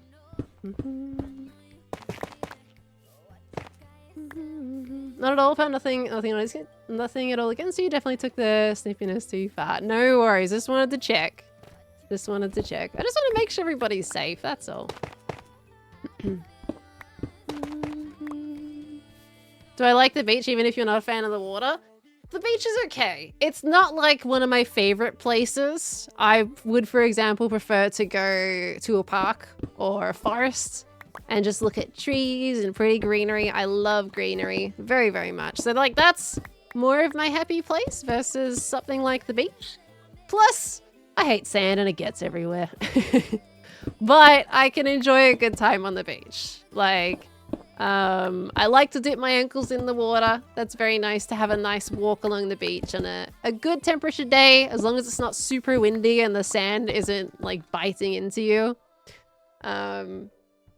So yeah, I can enjoy it. And in fact, I drove Khan and I to one that's like 3-4 hours away from where I live. And we had a great time. It's just not, you know, my goal place to go, I guess. So I prefer Minecraft oceans or real life oceans? I would still say I prefer real life oceans.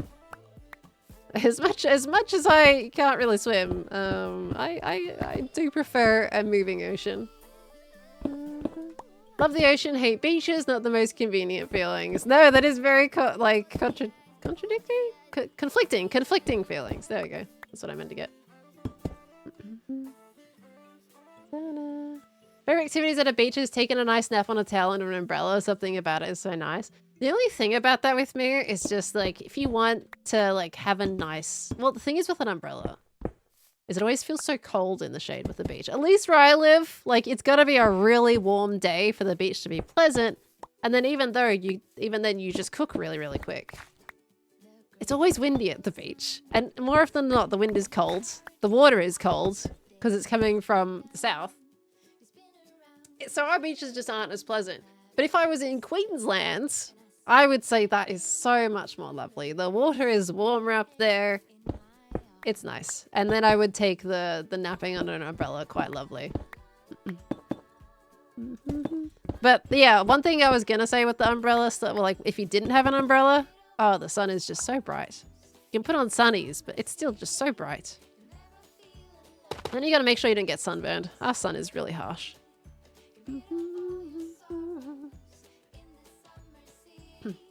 And the gripe with beaches is how crowded they get. You gotta go to the quiet ones.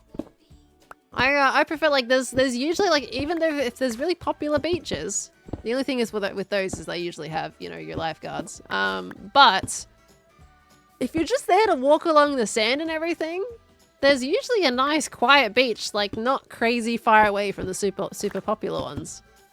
Because when everybody just Googles beaches, it comes up with the popular ones, so they go there. But if you kind of just like look on Google Maps a little bit, odds are you'll find another beach that a lot of people just don't know about and is way more quiet.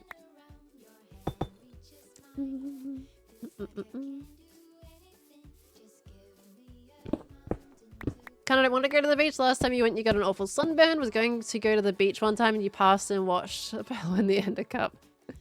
Oh gosh. We used to go to the beach quite a lot as kids. I enjoyed bodyboarding. That was quite fun. Where you've got like you don't have a surfboard, but you've got one of those like smaller boards that you can put under your stomach.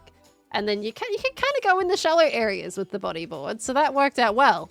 Until you had the suction of the wave pull the front of the bodyboard down because you might have been forward a little too much and then you just flipped over. And that was really unpleasant and I would get out of the water after that. But it was good before. Until it gets to the point where you flip over and inhale a bunch of salt water, it's great. Oh, the beaches, we love them. Bodyboarding was/is fun. Oh gosh. I did go through periods of really enjoying bodyboarding, and then I would get dunked by the waves, and then regret my life choices. I need some sand memories. Yep, you'd be spitting out sand for a little while after that. It's like if you get it just wrong, like you would feel it too. You would be on the wave and you're like, great, this is going well, and then you feel that suction start and you're pulling up like, no, don't do it. And then you're gone. Off you go. Have a bit of a flip. Ah, it'd be really unfortunate. No, it's a boogie board, not bodyboard. I mean, both. Boogie board. All of us, like me and my siblings, mum and dad, we all had a boogie boards, bodyboards, whatever it is. We all had those. Everyone was doing them. I don't see as many nowadays. Like, are people still boogie boarding? Like, is that still something kids do? Because I swear, like, I might see like 1 or 2 families at a popular beach doing it. Otherwise, it's mostly surfboards and just paddling around.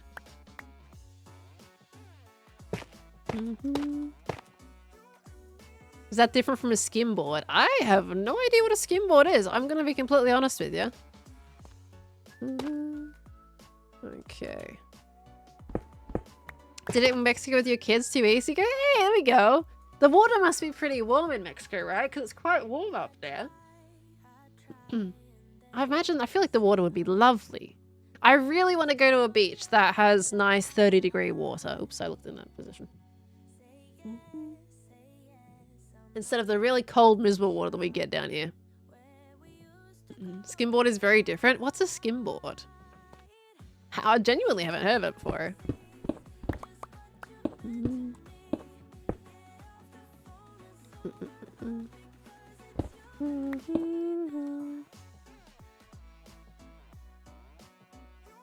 Gulf of Mexico can get to 30 plus in summer in Northwest Florida. Oh, 30. That sounds wonderful. I imagine like the outside heat though would be terrible. I feel like you might, for a place like that, I feel like you would need the water to be a little bit colder, right? Than 30. Maybe more like mid-20s to early 20s for water temperature. Because it's really hot weather usually all the time. So I feel like you'd want slightly cooler water, yeah?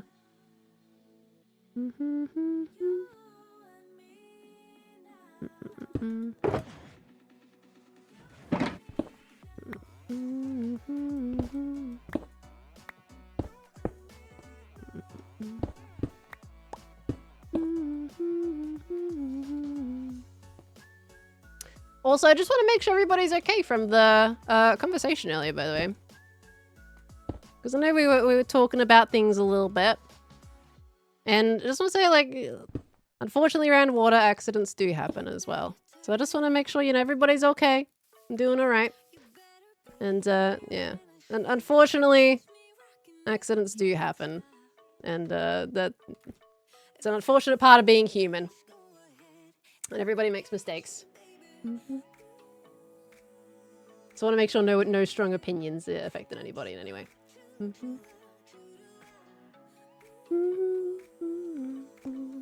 Love mowing the lawn and getting sweaty. I've never heard of someone calling sweaty sweaty. Oh gosh. Deep combos are always fun. I don't know. I tend to like to prefer to steer clear of them, if I'll be honest. Sometimes serious combos are necessary. Yeah, I just want to make sure like it's not hitting too close to home for some people though. Some people have experiences and everybody's got to just remember that people are human and things happen. Especially around water. Especially around water. It's such an unpredictable place. So, things happen. And I just want to make sure that yeah, everybody's okay. Well, good here. Water shouldn't be scary. Just expect to be safe. Exactly. Be safe.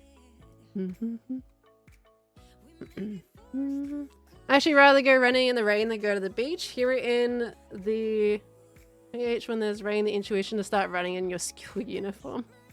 Running in the rain. The only thing with running in the rain is the higher risk of getting a cold afterwards. And then that gets rough.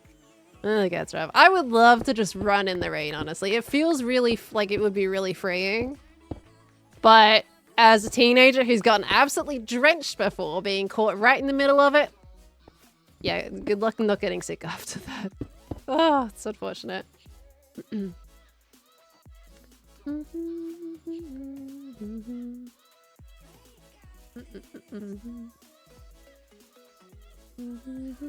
A cold is your immune system that weak?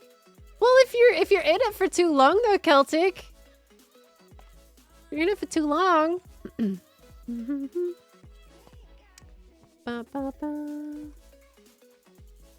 it's a quite a high likelihood. Sometimes the immune system's sick. Mine's actually not too bad. I don't usually get sick.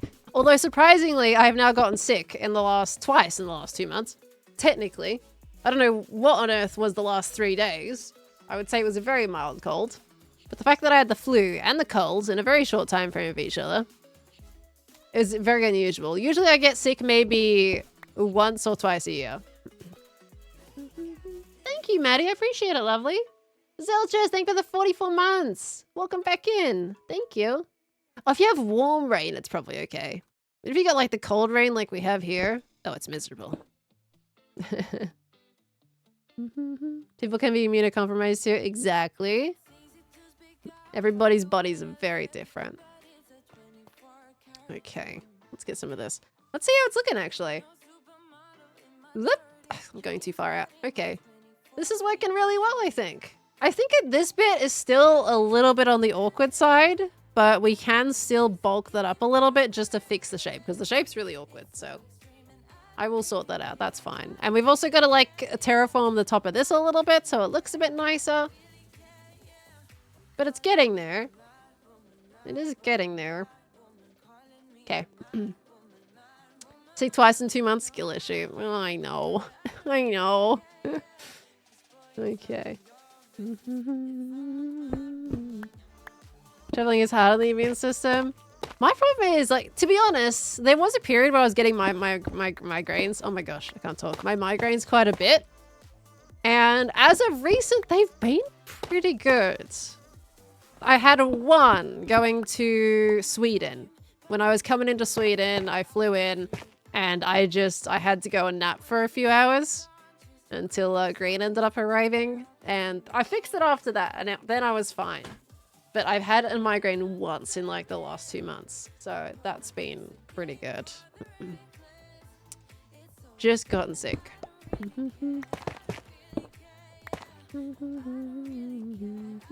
Swedish summer rainstorms are magical. Like them a lot, especially when you can smell that warm. that warm asphalt smell. You know, I like a good, you know, wet grass smell. But I don't think I've ever felt a warm asphalt smell that's not just from being, like, freshly laid asphalt. I don't know what that smell would be. I love a good fresh grass smell, though. Fresh grass, like, in the rain is, oh, it's wonderful. I love it so much. Grass, rain in the summer. Fantastic. Love it. No notes. So Skiz's bloopers the other day and Tango was making fun of you only getting to day 7 of Hungry Hermits. Are you gonna just sit there and accept that disrespect, or are you gonna show him his boss? Well, I need a partner to play Hungry Hermits with. So Ren and I did play. We did play recently on a stream, actually. We did play. But I think actually we did pretty well. Didn't we get to day 7? I think Ren and I got to day 7. I think. We were serving cake, so yeah, it would have had to be in day 7. But we only played, we only got to play a short time, unfortunately. Oh no. I'm at it. Tough! I need more tough! Okay, remember that's 2 blocks on top of this one. Let me put a torch here. 2 blocks on top of that. Melting asphalt sounds miserable. No thanks. Fresh grass smells so good. It does. I love it like when people mow as well. Again, the fresh grass smell. Lovely. Does that make me seem weird? I don't know. I enjoy it. Okay. More of this. Give me more of that. Thank you. Oh, nighttime. I heard that koalas have fingerprints similar to humans and it caused trouble making people think they were robbing humans, but it was koalas. Is this true? I mean, they've got the fingies and the little thumb, but I can't say I've heard them being confused for humans before. Like, I think they got very distinct nails versus a human hand. They got pretty long nails. Fingerprint part is true, but I don't know about the robbing part. Yeah, I don't think koalas are going into people's homes and stealing their precious valuables. But I can't say I've heard of that, no. Fingerprints are very similar to humans. Interesting. Haven't thought about that before, to be honest. Curious. Freshly mown grass is a big one for most nostalgic smell. What? Like, yeah, there is something about it that does make it nostalgic, isn't it? I mean, it's just your mum or your dad mowing the lawn. Where's that torch I placed? There it is. Trying not to look that way. Okay. Visualizing Robert holding a koala to steal stuff. I mean, pick up a koala and like, all right, stretch out your claws, buddy. Oh, gosh. Ay, ay, ay. The poor guys. All right, there we go. I've already built that curved bridge. Yes, Cobb and I built the bridge yesterday. So I'm trying not to look at it too much because both of us have our episodes coming out pretty much tomorrow. I've got to finish my editing. Got a lot of editing to do today. So I'm going to keep up with that. Because we're also thinking, by the way, we're thinking of potentially playing Repo again tomorrow. If you guys are interested in that. With the same crew that we had last week. Although we haven't had Jimmy confirming anything yet. So I'm not sure if we'll have Jimmy or not. And maybe we'll get another person in if Jimmy doesn't end up going for it. No, well, I'm trying not to give exclusive previews, but I have kind of accidentally glanced over there a couple times today. Kind of miss Richard. Yeah, it's I miss our Aussie crew. We haven't had Ollie either. Miss our Aussie crew a little bit. Unfortunately, like it's time zones and schedules have been a little bit tricky. Jimmy's probably driving with his... I saw Jimmy got his license. Let's go. Good stuff, Jimmy. Because I guess like in England, like a lot of people feel like they don't need their license because it's just everything's kind of in reach, like a pretty well in reach there, isn't it? When can we get Split Fiction? Well, it would have probably been this week, but if we're playing Repo, you know, we can only do one at a time. So it's Split Fiction is probably going to come secondary to the Repo ones. I think it did seem like people did enjoy Split Fiction, but there did seem to be a little bit less interest in it. But we do want to play it regardless, because we were having a really good time with it. Satisfactory also needs to come back. The only reason why we haven't had a Satisfactory stream in a while is purely because we've had the collab streams. I haven't stopped Satisfactory for any reason or any other. It's just purely just because we kept having like collab games we needed to play. If we finish Split Fiction, that'll take one more off the roster. But I do want to make sure like games do get finished. The thing is with Satisfactory though is it's such a long game. So many things you can do with Satisfactory. Okay, let's fix this. Alright. Suppose you need Satisfactory back. I honestly forgotten what we were doing last in Satisfactory. I think you're doing modded repo tomorrow. I did see like in a VOD thumbnail that Gigs did Minecraft. I didn't watch it because I didn't want to get spoiled because that would be a really cool map to do. I have seen a few other creators play that. But I also don't want to be like, we don't want to be following in too close of a footstep to Gigs, right? I think that might end up being a little bit awkward. So we're just gonna keep going with the vanilla for a little bit, and then when we feel like we've played enough vanilla, then we kind of go into we can go into the modded territory. If we feel like it's just kind of getting repeated, right? I would love to check out the Minecraft one though. That seems pretty cool. I just don't want to seem like we're following them with every move. I think that's a little bit awkward. What is mostly quality of life stuff like push to mute? I feel like that would be good to have, the push to mute, at least. But in terms of like map changes and stuff, we'll probably just give it a little bit, because we've only done 2 sessions of Repo, right? I don't think we've done enough sessions of Repo to warrant getting into like new maps and everything. Yeah, I think we need to give it some time. And False and Ren also played for the first time last week. So we also got to make sure they know what the game is properly about too. And talking when dead, that's so necessary. Talking when dead? What, like, so being able to talk to the alive people? That kind of talking when dead? Push to mute makes the huntsman less fun? Well, the only time we would want push to mute is just to talk to our audience. Like, that situation. I feel like a lot of us know how much fun the huntsman, like, is. Like, I genuinely actually got sad that the huntsman wasn't applicable in single player with microphones. Like, it just didn't have a microphone for single player. So I was kind of sad about that. So for me, I would only be using the push mute just when I want to reply to somebody in chat, because otherwise I feel like I can never talk to you guys when we play Repo, because there's always someone next to me. Like, sometimes I'm happy to die because then I can have an easy free chat with you guys as long as nobody else is dead. And I feel like that's not like the kind of thing you want to, you know, have as kind of quote unquote a goal in Reaper. You want to stay alive. So that would just be quality of life so we can talk to you guys. No one's going to be trying to avoid the huntsman. He's fun.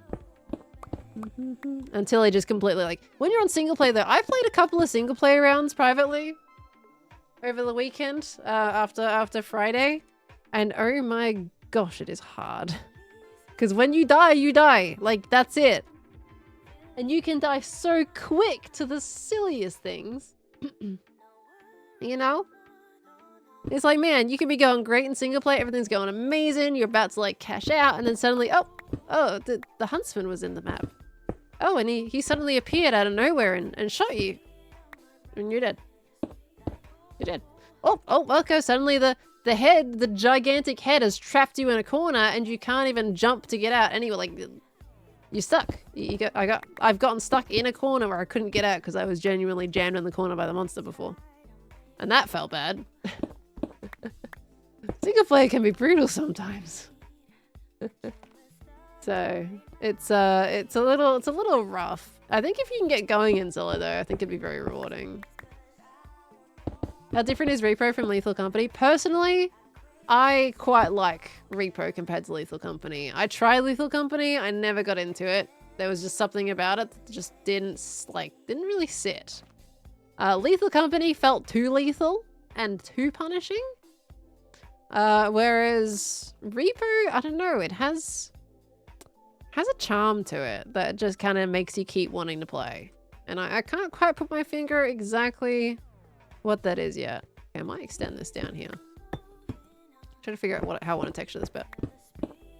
But they are very similar. Like, you know, you're landing your ship or your truck in this instance, and you're going to get loot, and in order to sell it to the company or the tax man, and you got to meet your quota.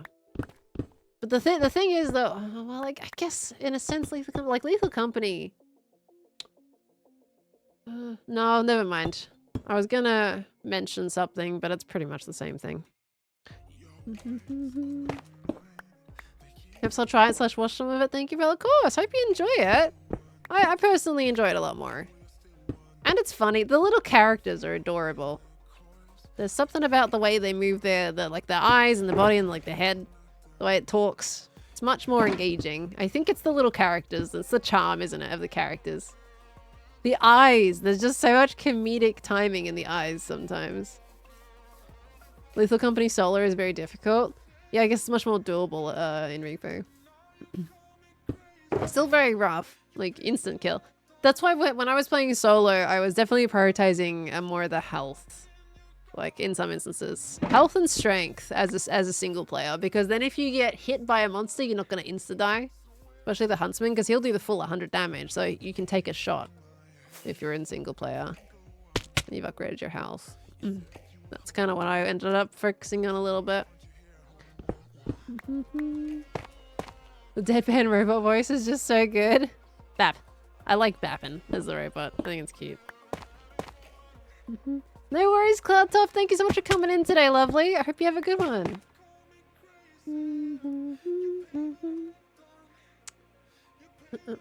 I like that Repo makes the shop such a moment, a fun experience too. It does. I still haven't found anything exciting in the roof yet. Like, I thought there was supposed to be good stuff with the roof, but so far all I've seen is like kind of cheap grenades, which are fine, I guess, but I was hoping for some other stuff up there. But I might just not have gotten lucky. A mini sniffer egg. Got some new stuff in here anywhere? No? Oh, that's a really boring Wandering Trader. Can trade baked potatoes for emerald? Do you want baked potatoes or a milk bucket?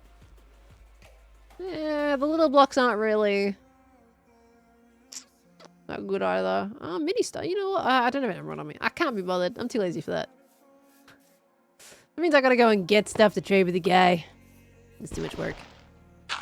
Okay. Still no Hermitcraft. I know. I can't find him. Hello, is it Mikatu? I'm sorry, I'm butchering your name. Hello. I am currently just doing a bit of terraforming. Doing my cliff faces over here. So, we recently built a bridge with Cub, which is going to be in the next episode, so I'm trying not to look at it too much.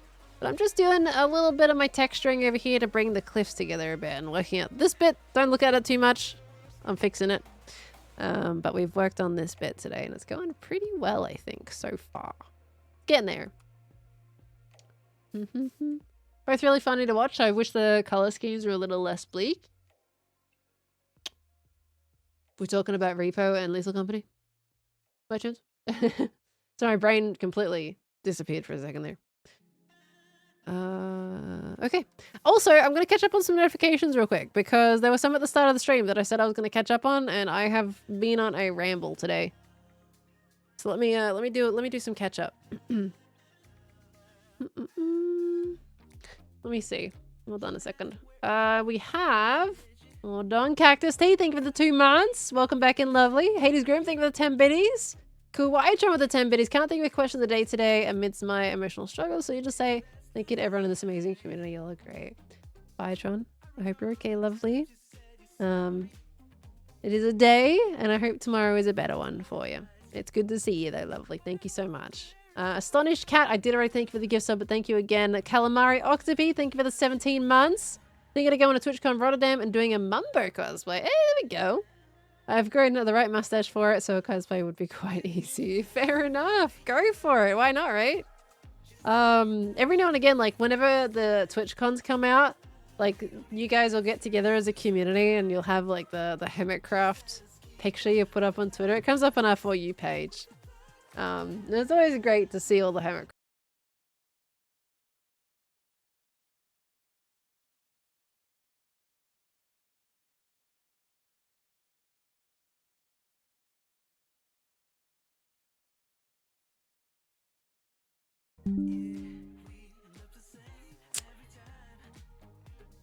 Are we good?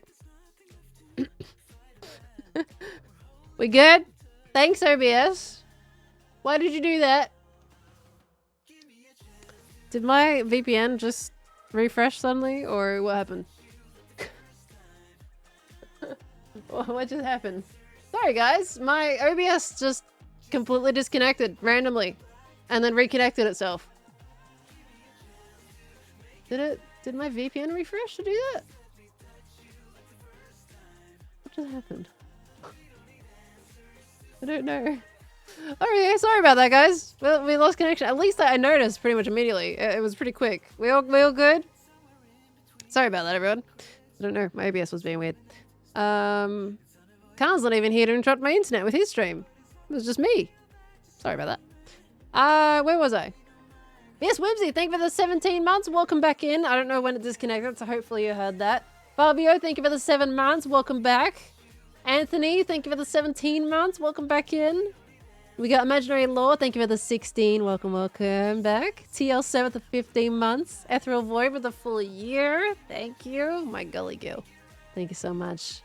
Frozen Cascade, thank you for the 20 biddies and the well wishes. I'm doing well, thank you. Miraculous with the 20 biddies. Some shower thoughts for the upcoming series. Instead of visiting well-known locations, I never intended to visit some super well-known locations, Miraculous. I do have like some that I want to go see, for example, like, was it Swan Hill or whatever? Because they got some really cool old buildings there. But I always intended the series to be a just get in the car and see what I can find kind of series. I'm just going to finish reading the rest of your messages though. Rest my phone is drawing away. Sorry for not seeing visits. Yeah, well, the rest of your message is exactly what I was going to do anyway. So that works. But no, the intention of the new series is honestly just like, it's pretty much to explore and find things that I otherwise might not have found. I do have a place already in mind that I have been to before as like a bit of a nice intro to the series, because I think it's going to be a really good example of how I want to take it. But otherwise, I just want to go find some cool little niche areas to show people something outside of the tourist attractions that we otherwise might have. So we're already on the same page. Mellow Moogle, thank you for the 4 months. Welcome back in, lovely. Bluey Dad, thank you for the 7 months. Chris, thank you for the 200 biddies as well. You got a new mic. What mic did you get? Basically your old one died out. It can barely be heard anymore, especially on collabs. Overnight shipping, it means it comes in later today. What mic did you get? Well, you gotta ask for that one. Felix, thank you for the tier 1. Thank you so much, lovely. Welcome on in. Enjoy the emotes. My brain just completely froze for a second. Thank you so much. Dolphin Jersey, thank you for the 19. I did thank you, didn't I, right? Mr. Root, thank you for the 100 biddies. Thank you, lovely. I'm doing well. Hope you're having a good day too. Disco Bear, thank you for the 33 months. Atherian with the 21 months. Thank you. Used to be Asterion. You had a name change. Hey, Pharaoh. Have you ever had to pick a different name because your usual ones were taken? This is where Pearlescent Moo and Moonies and all that kind of stuff was born. To be fair, Pearlescent Moo was born because on Bedrock, I couldn't have all the characters of my name. I had to shorten it by 1 letter, I believe. That's why Moo was born. So that was a name length issue. But sometimes, like on other social media platforms, if I haven't gotten to them quick enough, somebody's already taken my account name and I have to call myself Pearlescent Moo. So that's why a couple of my social medias are Moo instead of Moon. For that reason. So, yes. But usually I just have a really tiny variation of my name. For that reason. Let me see. The Wave 3 from Elgato. The Wave 3. Ah, the Wave 3. I didn't realize they had a mic called Wave 3. Interesting. Well, hopefully it seems good. Elgato does make some pretty cool stuff. So, wish the best for you there. We got Blue, thank you for the 50 biddies. Did I see Celtic Jax's Larry song for the game? I was able to check out a little bit yesterday. I've been a little bit all over the place. So I haven't been able to like fully dive into it properly yet. I do have a couple things that I do want to mention. The only thing with that is that it's really good. So I know Celtic Jax was here, if they're still lurking. So I'm just going to say while we're here, I did really enjoy it. I think it's really good. I love the first like minute of it as well. I think it has a nice grab. The only thing I'm worried about is it might be too similar to the Minecraft movie song. That's my kind of main concern. I know like songs source from other songs all the time, but I think it might be a little too similar just from a lot of the beats that's in it. But I otherwise love it. I think it's great. And I like all the sound bites too. I haven't seen the finalized version though. I think they did one, they put one up on YouTube. I haven't seen that one thus far. Koishi, thank you for the 100 biddies as well. Love from Queensland. My god, that was 2 hours ago. Hopefully you're getting some rest. Thank you so much. Dead sub with the 40 months. Thank you. I appreciate it, lovely. Lanky Jeff, thank you for the 3 months. Solar Aurora with the 40 months. Eggs, I already thanked you. Thank you again, though. Shutmod, I think I already thanked you as well. Thank you again, everybody. Box of Foxberry, thank you for the 95 biddies. I might have missed you, but thank you if you do hear this. Nordic Near with the 23 months. Thank you. Door with the 5 months. Nemo with the 20 months. Zaina with the 2 months. Thank you. I certainly enjoy watching you play my favorite game. I'll be 66 years old this year, so this game isn't just for young people. I've been gaming since I was so excited about the Atari. Wow, let's go. Certainly love your Australian accent. Keep up the good work. Love your builds. Love your build styles. Beautiful artistic colors. Just love it. Thank you so much. Is it Xena? Thank you very much for the kind words. I appreciate that. Let's go. Since the Atari. If you're still here, this was 2 hours ago. If you're still here, what was either your first game or your favorite game? Sometimes first game is really hard to remember. I don't remember my first game, but favorite game maybe. Didn't copy anything. It's just inspired. Yeah, I'm just worried it might be a little too close. I love it though. I do love it. I'm just worried it might be a little too close. For me to be able to use a mine, that is, but I think it's great as it is. Zach, thank you for the 8 months. Lovely. Welcome back in. Quiver Me ones with the 3 months. I might have read that one already. Chris with the 6 months. Lanrick with the 19. Elsnet with the 45. Thank you so much. Oh my gosh. I'm trying to make sure I'm not missing any. Electrical Chaos, thank you for the 6 months. Malor, thank you for the 11. Diablos with the 52. Scarrow with the 15. Dana Q with the 42. Zilchus with the 44.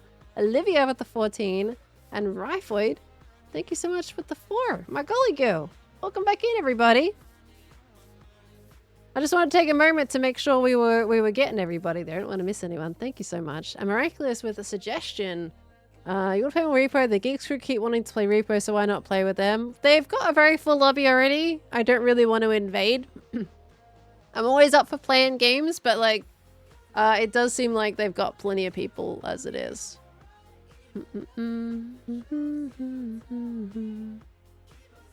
Rockets? What about rockets? What are we doing with rockets? Love your humming. You know, I didn't realize I did that so much until Tango pointed it out one day.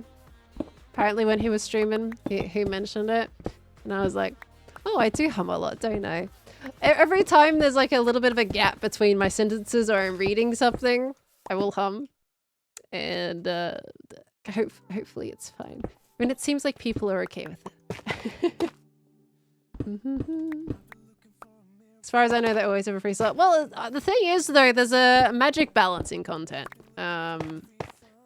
Personally, I think 6 is a lot of people. It can do 6 people in Repo, but I don't know, like, if 6 is usually the goal. Because 6 can be, like, a lot going on at once. I feel like for Repo, 4 is kind of the magic quantity for Repo. 5 is fine. And then 6 can get very very noisy with complete chaos, which is a good thing, but also it might be just all round very, very loud. So I think you gotta have a balance. You know, I don't wanna be forcing myself into any situations if they've got plenty of people already. You know, that's something you always gotta consider when it comes to things like that.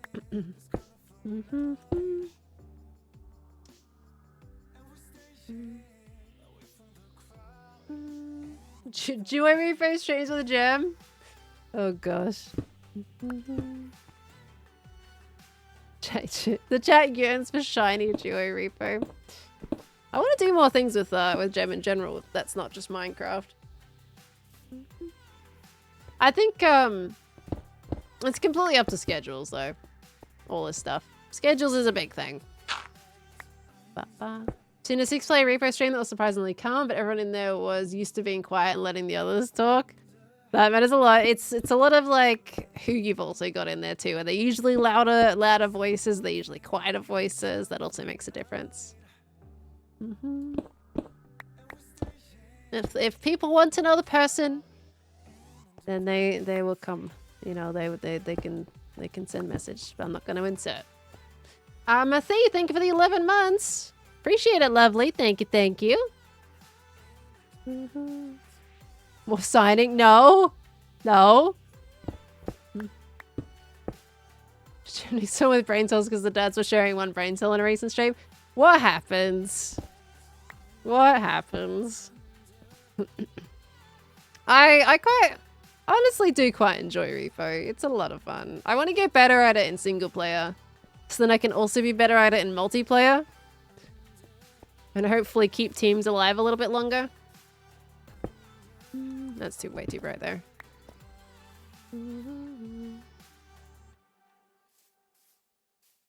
Was that Tango's first time playing? In their recent lobby, by the way? Pickaxe is low? Yeah, it's all good. All good. I only go to repair them when they're pretty much like empty. No stress on that one. We'll do that there. And then maybe we gotta like kind of bring up the moss a little bit up this way. Okay. He's played a few times before. Oh, has he?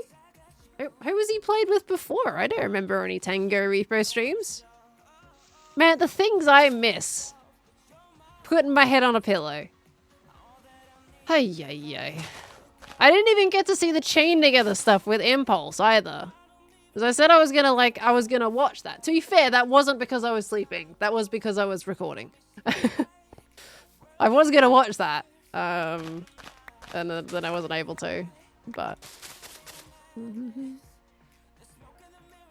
Jojo, AZ Dads, and Gigs twice. Okay.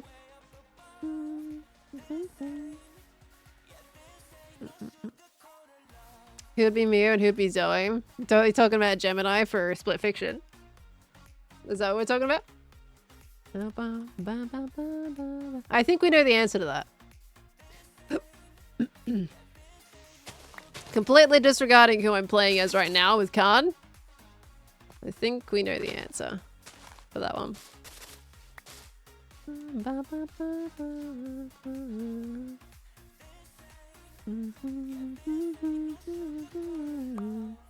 Dare sleep. It's fine.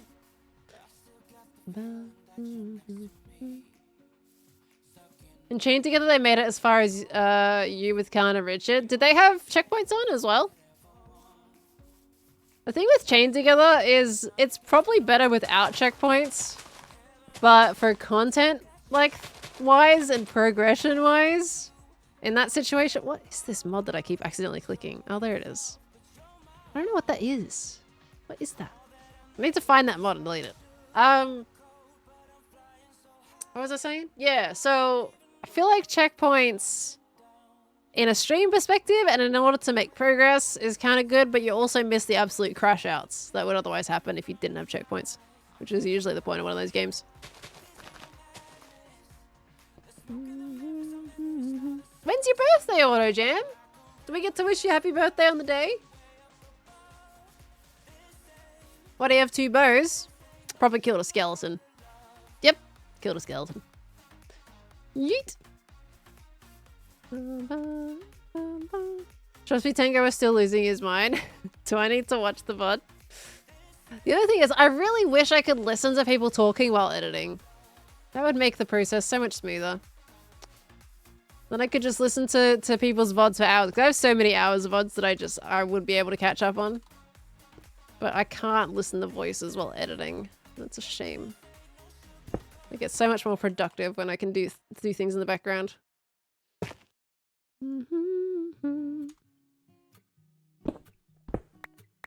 They went insane anyways. I felt like it wasn't too bad. Maybe our crew was just functional. But I felt like we did okay, honestly, for us. I don't know about the dads, but also, I mean, they can get pretty chaotic, so I can see the failures constantly repeating. Not that I don't have any faith, of course. But I can see things going wrong very, very quickly. Have I met Zeds? Yeah. Absolutely. I met Impulse, Skiz, Tango, and Zed actually multiple times. All of them multiple times now. I met Zed twice. And the 3 dads I've known, well, I've met more than that because they went to San Diego.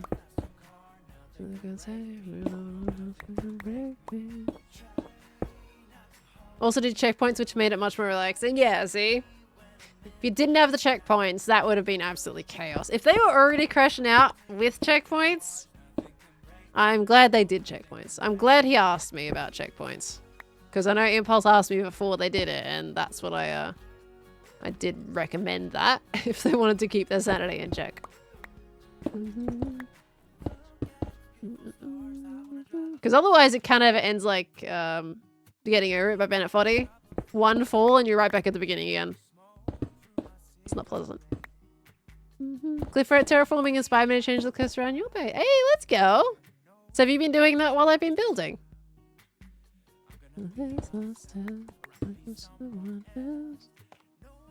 It's a long process, but it's actually quite relaxing. And I find I can talk about so many random things while I'm terraforming. Sometimes at my judgment. Sometimes we get into deep conversations. I think talking about some things is good, but I tend to avoid wanting to do that too much. So it's both great, but then also I let the wind carry me. Completely. A little bit too much. Pickaxe almost dead. It's fine.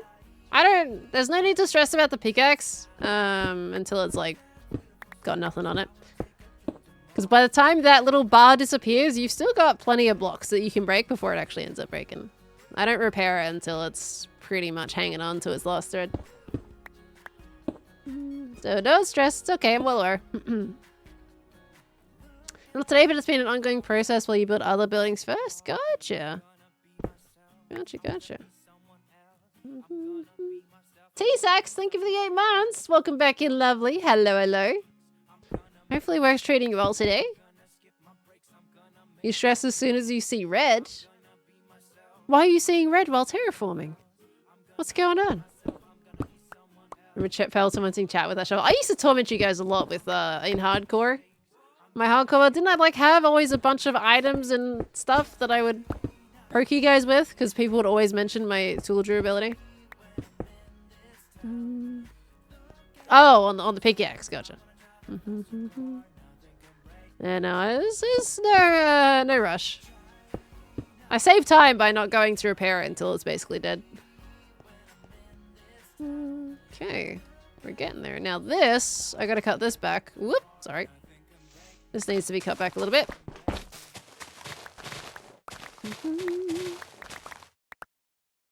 My hearts are red. Oh, I'm in pain. All right. Little pixel durability is so misleading. How is it misleading?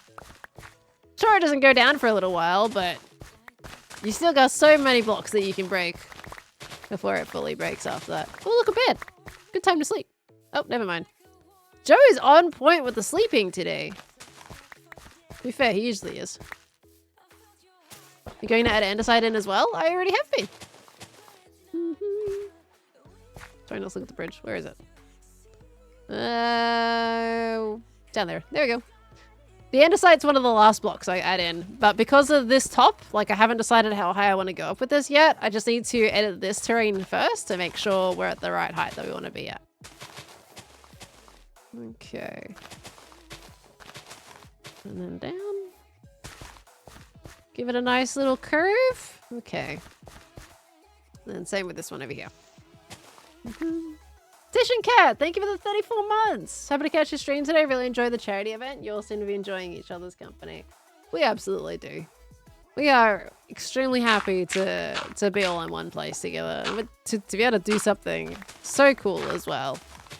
It's fantastic. I'm glad you enjoyed it. Measure twice, cut once type of situation with getting to the level you want to be. Yeah, pretty much. Like, I just need to make sure I know what the height of my terrain is going to be at the top. So I know where I need to be stopping my stone. Have I seen Beatos' nether build yet? I have. I saw it yesterday, actually. And I've seen it on people's streams as well.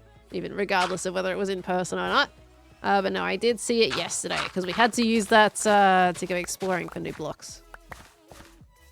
It's very cool. Very cool. He's doing a great job. My bow's almost dead. I know. The bow's a bit harder though. I have to make an entire new bow when that breaks. But, you know, it's lasted me most of this season, so it's done pretty well. Okay. Let's have a look-see. I mean, that's fine. Okay, you know, it's actually working out. This bit's not too bad. I just need to finish that texturing all the way up there. But having that darker bit and having an overlap on the front of that actually isn't too bad. We just gotta do that little last section there. But this is working out alright. Okay, I'll need to fix this bit so it's a nice smooth slope going down that way as well. Okay, progress. Margarita, thank you for the 44 months. Another month enjoying the amazing content. Keep it up. Have you played Claire Obscure? I have not. Played a few hours and have been enjoying it very much. What's the plotline? May I ask? You repair the bow and an anvil? I can add another bow to it. It just depends how expensive it's gotten. At this point. I can't remember if I'm at the edge of the repair of it or not. Don't know how many times I've done it. It's going to eventually get too expensive.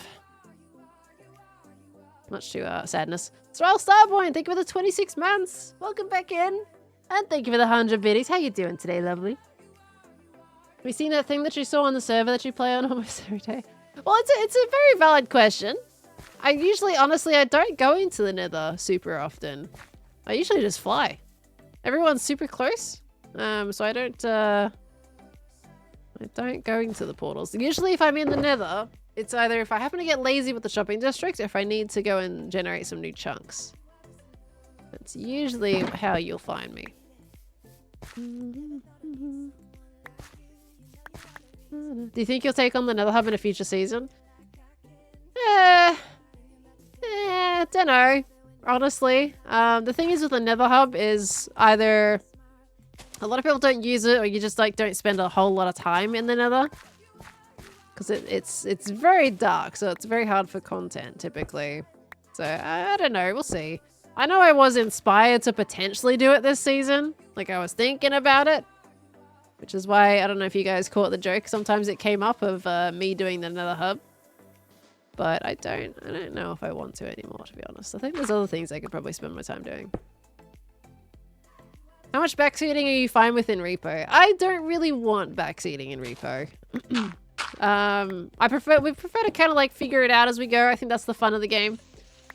And see how we do. I mean, so I've been learning a couple things just on social media regardless.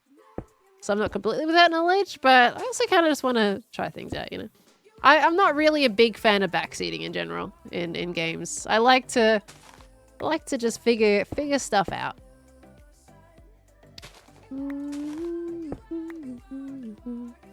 Bad Panda Bear, thank you for the 39 months. Welcome back in, lovely. Thank you so much.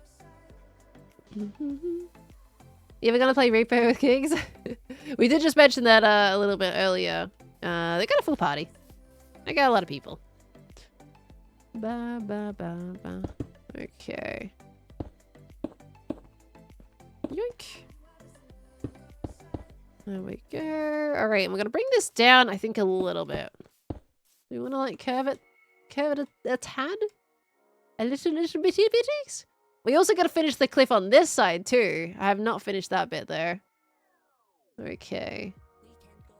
Alright, let's do some grass up here. Let's smoothen this out.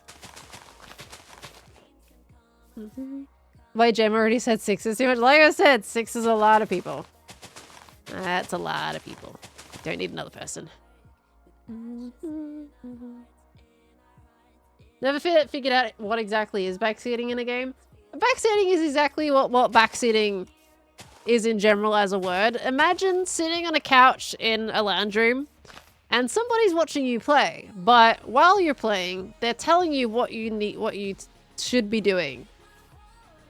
Basically, anything you do, they're saying, oh, go over there, do that. It's the kind of thing of, at the point of, you might as well just give them the controller because they're telling you how you should play the game. That's what backseating is. It's someone over your shoulder that's telling you the way that you basically, they believe it should be the way to play the game. It also can come from driving too. Yeah, sure, still works. Say if somebody's sitting in your car and they're like, oh, well, watch out for this, watch out for that, then yeah, that's basically the same premise. Some of it is fine though. Like there's always a certain, there is a certain amount and limit to it, I would say. And comfort level also depends on like who it is that's also saying the advice, or if the person asks for it, then you know, it's absolutely welcome and warranted. I'm just someone that, like, I've grown up on games, so I like trying to figure things out instead of knowing all the secrets right away, you know? Literally, every time you play Persona, you get backseated by your sister because she played it before. Oh. Have you mentioned that you just wanted to figure things out?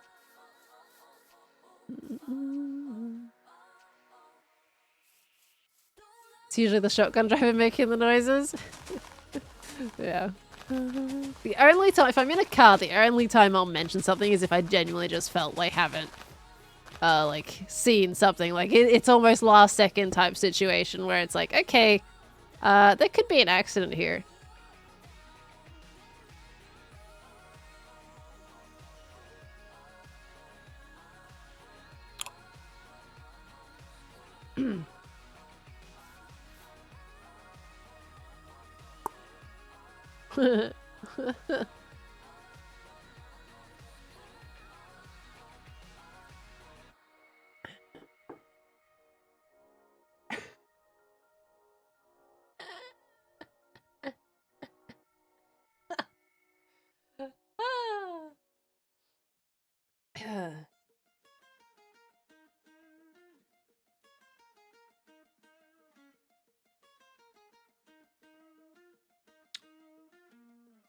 When did that happen?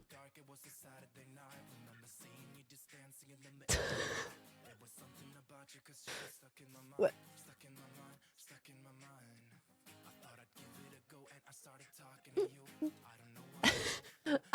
Look, alright. I got a little rambly there. I got so rambly. I didn't even notice it broke. That's extremely unusual for me. And really embarrassing considering how much we were talking about it today. The thing is though, nobody mentioned anything. Until I sat in my inventory and people still didn't mention anything for a little while. You guys didn't notice, yes we did, I didn't see anybody, look, nobody, there was no spamming about my pickaxe breaking at any point. You noticed it as it was breaking, but not when it broke. I saw no spamming in chat. And that's what you guys always do if one of my tools breaks. Unless I'm blind. But I've been reading chat this entire time. That's exactly why I got distracted. Waiting for you to finally notice. We've learned not to say anything. No, people say something. They were spamming your blind. Did I just get on a ramble and just didn't look at chat in the exact moment it happened? At all? Were we ironically talking about the no backseating when it happened?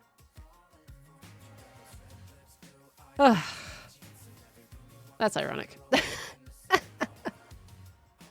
Oh, dang it. That's fine. It doesn't bother me. It genuinely doesn't. It's so easy to make another one. I don't care. But... oh, golly you. Good job, me. Do you not have the ding thing when it's dying? No, I hate that. That drives me up the wall. I don't have that. But this is why we have 10 million blocks of netherite. Alright. Let me see. Do I have another spare pickaxe in here? There's one there I can use. There's also a mending one there. We'll use this one. Bow, bow, wow. Whoopsie daisies! Did I make you nervous? I break one probably once a year. I might break a tool. Maybe twice a year, if you're lucky. I tried to warn you. Yeah, but way too early, though. I only like repairing my stuff when they've got nothing left. When they've got no red left. Because they can still last for like another good 30 blocks when they're off their red. Too early warning. Gotta warn me when there's nothing. Alright. It's got nothing left now, yeah, that's for sure. Alright. Ew, fortune. Yuck. Alright. Okay, I want silk. Give me silk. Luckily me, I got low levels. Hey, there we go. We're good. Ta-da! You've broken 13 netherite. 13? That's when things start to get a little concerning. How have you broken 13 picks? At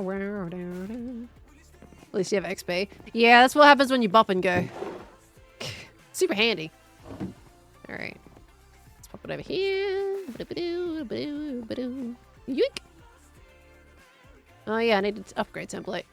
Dang it! Should be some over here. Thank you. Okay. Pull up them stats to see the tool breaks. I don't think I will. I don't think that's necessary. I should have a mending book in here somewhere as well. Somewhere. Pretty sure I had a spare one. Might be upstairs in my books. Could be up here in my second storeroom. What did I have it before? Maybe I just call this one Don't Break Me. Oh, I hate... Mojang, please do a quality of life so we can see enchants without having to go into our inventory. Oh, this is horrible. I want to use bookshelves more, but they're horrible. Actually, you know what? We do need an efficiency one. This pickaxe. It's soul speed, so it's not going to be that one. Swift sneak. It's not going to be these either. They're all swift sneak. I might... Did I use my last mending book? This is all... Oops. Oh, nuggets. It's all soul speed. Dang it. It's not going to be any of these, is it? Yeah, no, because I've already been through those. Powerful, yeah. I might not have any mending left. I do have the pickaxe that has mending on it, but I'm just don't know. I think that's going to add too many NBT tags. Let me check up here in the ballroom.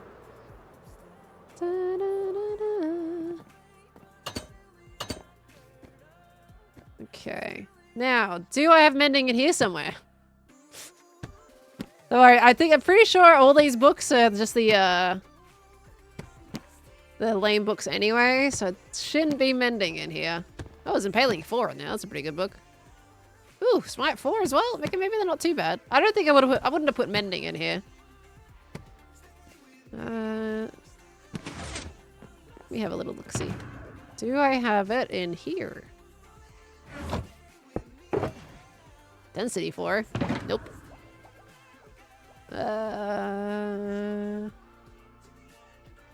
Okay. I was really hoping... I thought I had another mending. What did I use? I had another mending. What did I use it on? Okay, well, breach can go back in there. Okay. Yoink. Back in there. Okay. Yeah, should we go buy a book from a villager or something? Well, no, I feel like we should go check Cleo's shop.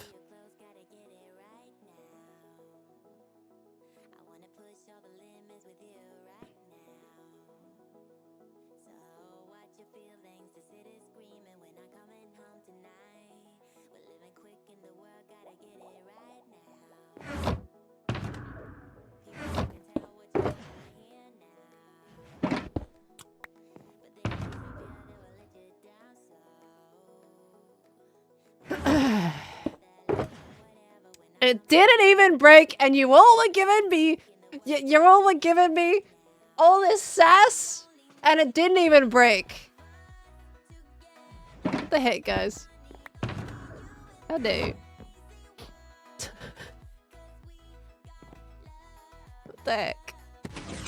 Oh, Breach is the book I'm supposed to put in here, by the way. Breach is my thingy book. Where'd that go? Come back. Oh my gosh. I am an absolute nugget. I put it in my stupid shulker box by accident. This is why I don't have that mod that, like, I don't like using the mod that does the, like, you can just slide all of your stuff by clicking and dragging your mouse. I kind of like the mod, but in this instance, I just accidentally slide other things into a shulker box by accident. Well, now I have another pickaxe, I guess. Well, it doesn't have to have a backup. You know what? I'm committing. Let's finish making this pickaxe.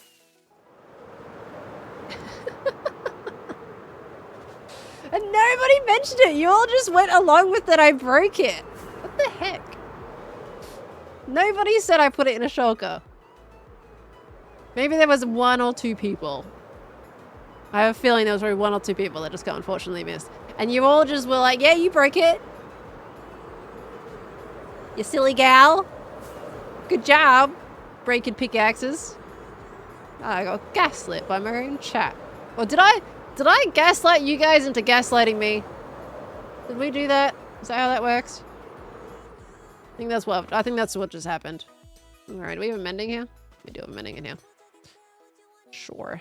Let's get it. I'm committing. Let's get it back up. Because gosh knows what might happen to the one I'm using. Gaslightception.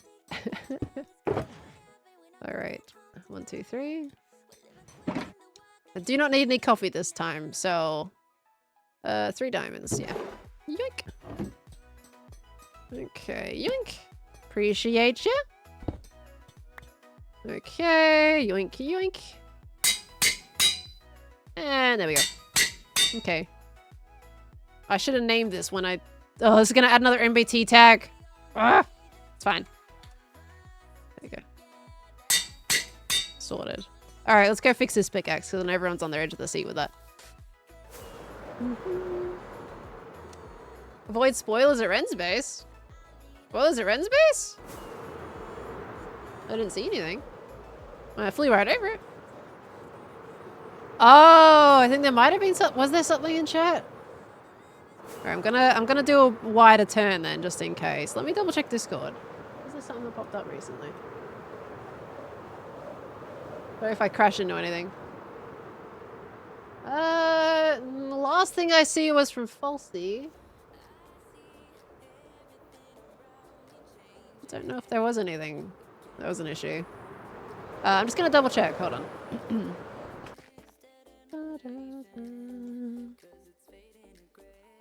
Take away shit.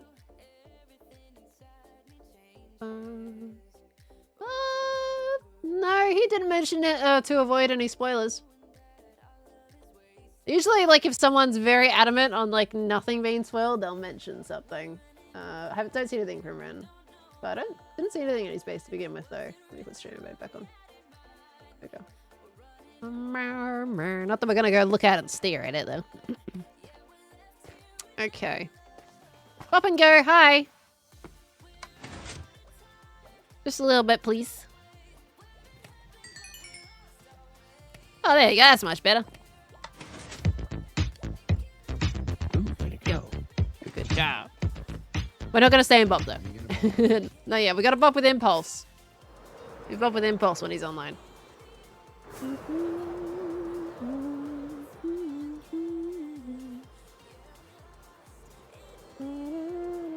Sorry. Sorry. We bopped in the last year. We bopped recently. You guys got so much bopping. Your heads are gonna bop off. Alright, we got 2 pickaxes now. We got so many pickaxes. Alright, spit pickaxe. There it goes. Don't break me. Fortune can go back in there. We're good. Green's on the line. Green. Can I have my elytra back? Need my spirit elytra, please, sir. Please. Thank you. Can you explain NBT tags? So NBT tags are basically what cause your will cause your item to become too expensive when you go to repair it. Essentially every time, let's just say it's a mending tool, right? I'm going to use my bow as an example because mending, you just keep fixing with XP, don't worry about it. But if you've got a mending bow, not a mending bow, you've got an infinity bow where you have to repair it with another bow, then eventually, basically, the amount of times that you repair that bow in an anvil, it adds an NBT tag to it. And at a certain point, if you add too many NBT tags or data points worth of repairs in an anvil, then Minecraft starts telling you that, oh, it's too expensive. So yeah, it kind of counts how many times an anvil has been used on that item. And that's another good reason, like on top of if you combine books together in an anvil before applying it to your tool, instead of doing it one at a time, you can save XP levels. Woo! But it also saves NBT data on your item as well. So it's good to combine books for both XP and also so that you can fix your item a couple more times. But hold your levels to creepy, yeah. Maybe not. Do I have some spawn points back here? I do, we need to fix that. Gotta find my other shotgun. Hold on, it's on the ground somewhere, isn't it? Oh, actually might be in my ender chest, which is down here, which I was going to collect until I turned around and got distracted. Give me that. Ever considered adding the bop song to your stream music playlists? No, because it's that's Impulses and Skizzy's thing. We don't want to take that away. It becomes less special if you do it too often. Give me that. There we go. There's a site to calculate the ideal combining order. I don't like min-maxing. I'm not a big fan of min-maxing. At least in Minecraft, I think it just makes things too stressful. I kind of just grab 2 books. I chuck them in different orientations to see... Stop it! I chuck them in different orientations to see which is the cheaper one and kind of just go with that. Alright. Stupid mod. It's a good mod, but oh, it doesn't work with me. Keep putting it in there. Ah! Alright. The whole repair cost penalty? What? Yeah, repair cost penalty, yeah. So it's basically, yeah, that's NBT data. Use that site early game if you're struggling for levels, just to make playing more fun for me. That's fair enough. Absolutely fair enough. Whoops. I'm running out of grass. I'll use dirt. It's fine. I feel like Thursdays are quiet, aren't they? We have quiet Thursdays. Hermitcraft. Well, to be fair, it is still kind of early. The thing is with daylight savings is I forget. It puts us an extra 2 hours difference. Again. I go back an hour. They went forward an hour. 2 hours apart. Kind of. I mean, we do cross over a little bit more though. Thursday's meeting day. Yeah, not for another like 3 hours though. Did you light up spawn points? Not yet, no. It's okay. We'll do that in a moment. Okay, I think I kind of want to get rid of this a little bit. I don't think we want this to be that tall. I am going to have to get myself some more granite though for that reason. Normally we'd be in TCG with Gem right now. I know. Gem! Where's my TCG match? We gotta play again. I got cards and we gotta try and use the cards now. Where's Jemmy Bemmy? On Monday, Wednesday, Friday, Impulse will be starting in 10 minutes. Is he streaming today? Because he didn't stream yesterday.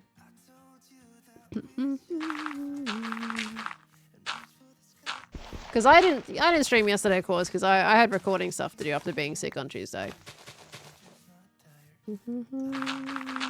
How long did they play Repo for this time? Because the last time I saw them play Repo, she was live for like 5 hours. Which is absurd for a gem stream.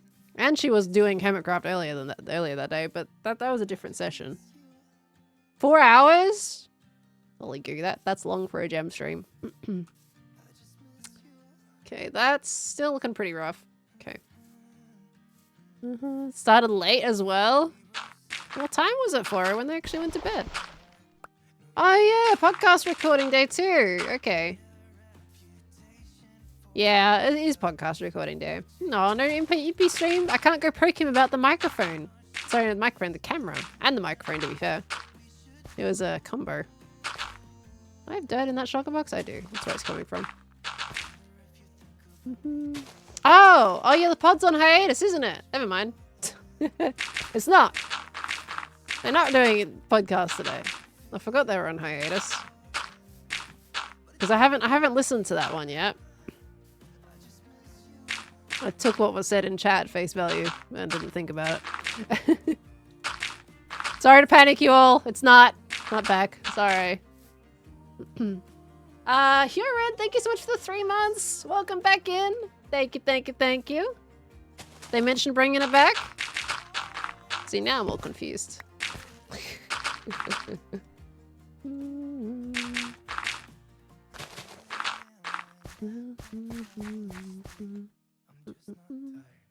Let's not forget about the time that Pearl was streaming for 6 hours because of Ollie. That's fun. Ollie's a lot of fun. No regrets. The only time when it becomes a bit of a problem is if I have something to do afterwards. I can't stream for too long today. I can't like go too much overtime because I do need to go and edit my Hermitcraft episode so that can go out for you guys tomorrow before I go stream. Ideally. So we want to make sure Friday's still on for my upload day. So I gotta do a little bit at least before I go to bed tonight. But I also do have a conversation with Ollie to have too. That's off stream. It's about all the camera stuff. Ollie's very familiar with the tech I just bought. Okay. Use that. Alright. Let's get a little bit more. 8-hour stream for when creating deduction. I still don't know how I did that. Because the thing with redstone on stream is it can, like for me, it can either go really smoothly and everything is perfectly dandy, or there's just 10 million suggestions at the same time and I am repeating myself with how things work. And it gets a little bit tricky to balance. It's either one or the other. There's no in between. Okay, give me some of this. Ollie has not done Purdle, no. But I don't think he gets home for like 2 hours after I finish stream. So he might miss it this week unless he decides to do it offline.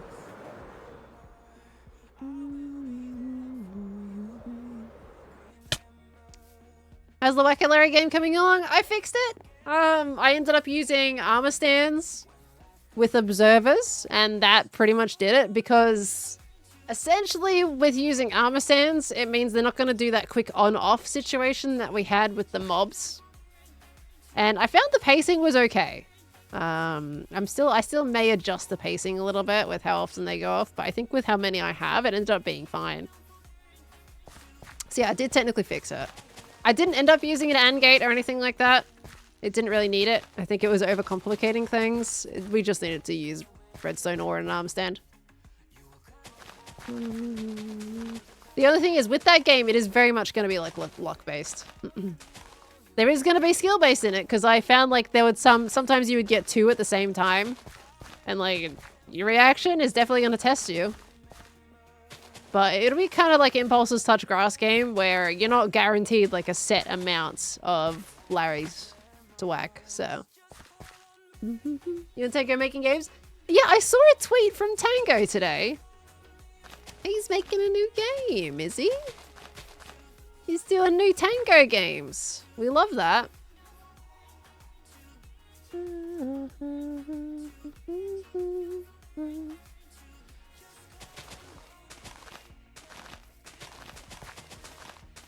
Sorry if I'm building in third person. It just helps me to see the angle a little bit better.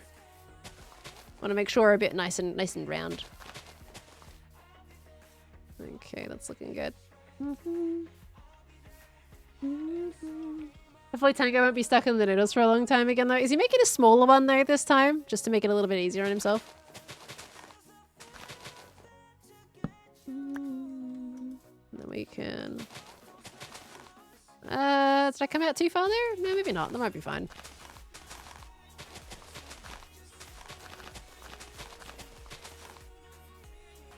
Let's see how that ends up looking filled in.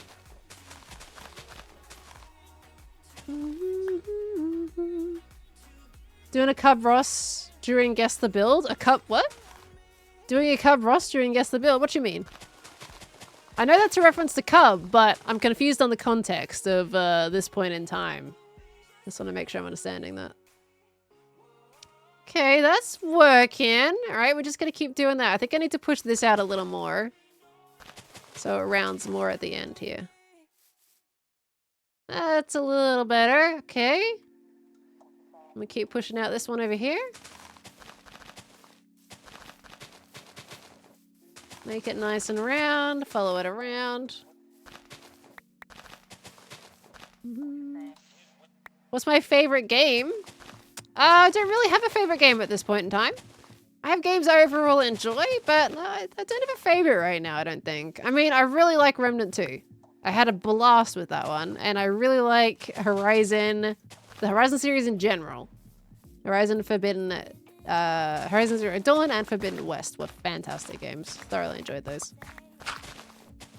Okay. Alright, also, thank you so much for the Prime sub. Welcome into the Spud family. Thank you. Oh, okay, I get you. Right, because Cub was in third person, but Cub was like doing this, right? He was stuck like this, trying to build. If I'm understanding correctly. Unless he was stuck like this, in which case I'm actually a little bit less impressed. Because this is kind of easy to build. Sorry, Cub, if this was the case. Was he stuck like this? Because this is not too bad, if that's the case. Anthony, thank you so much for the Prime. Welcome on in as well. Guys coming in with the Primes today. Thank you so much. It wasn't, yeah. Oh, it was not like this? Just the one from behind? Oh. They made it seem like he was building like this. And I was like, oh my gosh, the fact he built anything like this, I was very impressed. Okay. Well, I mean, still, that is still difficult to do when you're on a time limit. Alright. I'll give him that. But I did think it was the other way around. Okay. Maybe I should try building backwards in third person. Well, that's what I'm doing right now, Ethereum. Apparently, I'm doing it the same way as Cub was doing it. This is just how I build usually when it comes to terraforming. It's difficult if you're not used to it. Yeah. Yeah, if you don't know the targeting and where your cursor might be, it's a bit more trickier. Oh, wait. Oh, I slept. Okay, no, but I came down here because I need dirt. Get in there. Okay. It's because on Gem Guest, she accidentally pressed R once without realizing. R is just super easy. It's like the best spot to have your flick. Trying to go up to F4 or whatever it was. It's too far. It's too far away. I don't like having to reach that far to do my toggles. Actually, no, I want grass for this instance. I've got to use this grass anyway. I've got so much grass. Critter with a J. Thank you for the 6 months. Lovely. Welcome on back in. Thank you very much. You like using F? Yeah, F's fairly decent. That's the one that I use for, yeah, that's what I use it for switching my hands, though.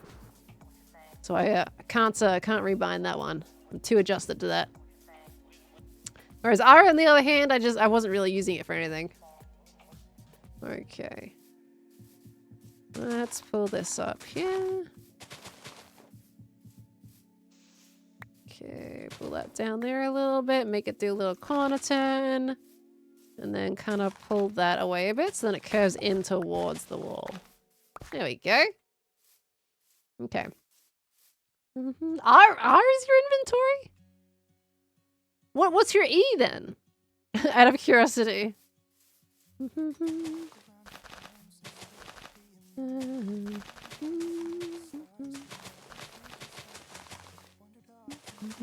Use Alt? Alt. I don't actually have anything bound to Alt. Which is really handy to know because the amount of times like you've got like a mod or something that needs a new key to be bound and I have no idea what key is available. It always feels like every key is always taken up. It's horrible. One of the downsides about mods is just they take so many keys. E is your walk forward. What's your W? See, now we have to go through each one that you've replaced. And I have to question, why is E your walk forward? Have you changed? Is like, why is E your walk forward? See, I need to know the logic here. Sounds very interesting. Double tap W to sprint. Oh my gosh. I double tap W to sprint. In parkour situations, that's rough. If you're using double tap. Oh, look how much better that's looking. That's looking so much better. Okay. I think I'm going to put... Do I want to commit to that? Yeah, I think that looks a little bit better. Okay, that's looking nicer. All right. I think the bigger one we need to fix is this one up here. It's too straight. We can kind of go in by one there. That might fix it. And we dig this back a little bit so it's not right up against the other one. There we go. How's that? Ooh, no, okay. Hold on. I'm gonna put some of this back, but I'm gonna bump it out by one. Sorry, frog light block.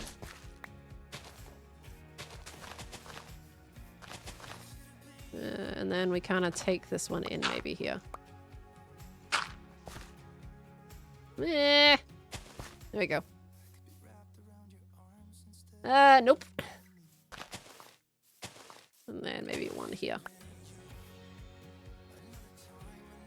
Okay, that's a little bit... no, I still don't like this. Let me move my body out of the way.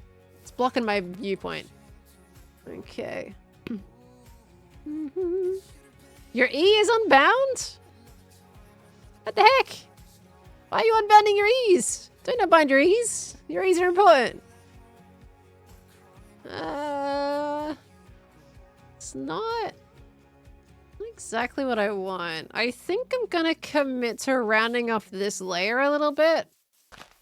I know I put that back, but I think I am gonna commit a little bit to that.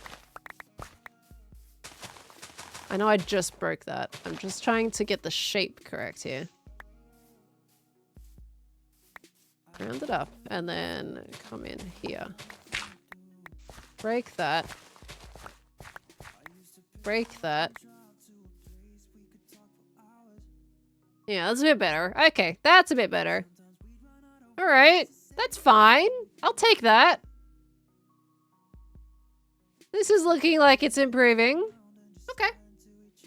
And then I kind of need to make some dirt going down here. And then a little bit of sand towards the bottom. Minecraft! Hello, good to see you again. Hope you're doing well. 10 out of 10 terraforming. Thank you. I think it's going well.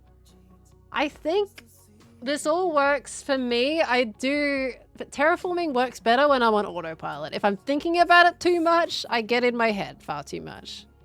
I like terraforming. It's a nice, like, little chatty and just go kind of day. I hope you're well over there. Bye. Why is Minecraft here? Why is Minecraft? No, everyone always asks why is Minecraft. Nobody asks how is Minecraft. Okay, let's go over here. Where is Minecraft here? We are here. We're in the world, and it's great.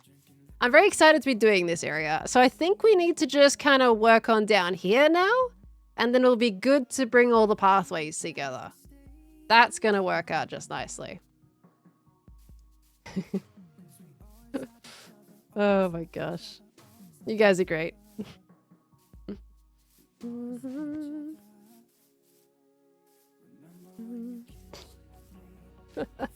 You set everyone off, Anthony. There they go. We're also assuming, but that's fine. Okay. A little bit of decoration down here and we're set. I think I'm gonna need some more deep slate though, which is a problem. This is all the deep slate I have. It's an issue because we're gonna be in the mines for a while if that's the case. I have a stack and 10. That's not gonna be enough to do my little bit. We're gonna get stuck. We're gonna have to go mining. We'll see how far it gets us and then go from there. Why is Gem not here to bug her bestie? I don't know. I miss my Gem today. She's gone. To be fair, I'm not usually live today as well. But no, haven't seen Gem today. Don't know where she is. What's the off chance that it's not... I have no idea. I don't know how much. I'm pretty sure we know who it is, but yeah, never know. That's why I always like to say a general hi, just in case. Always love to see them pop in, though. It's good to see them again.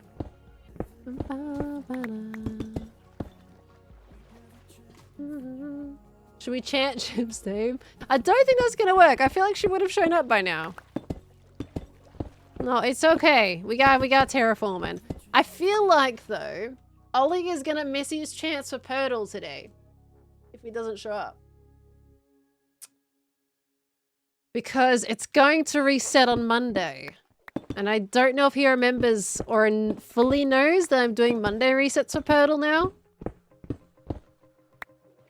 Because we were a little bit delayed on being able to reset on a Wednesday, so I ended up doing a Monday now. So if he doesn't do it today, this is my last Minecraft stream for the week. Careful on the spamming a little bit, lovelies. Okay. I know, I got no one. Oh, actually, technically, there's a certain creeper that I can perk. I need my elytra. I don't know if he has another elytra, though, to be fair. Get me out of this water.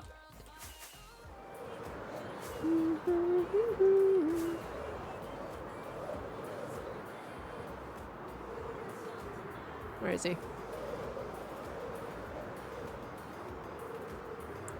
Hopefully there's no spoilers.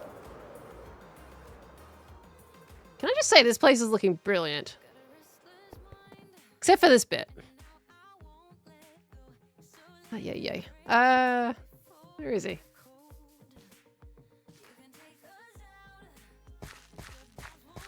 Where is the man? I have beef to pick. Anyone spot a name tag anywhere? You still got something in mind. Where is he? Hopefully no spoilers. If I see anything even remotely new, I'm running. Where is this guy? Ugh, let's not crush his wheat fields.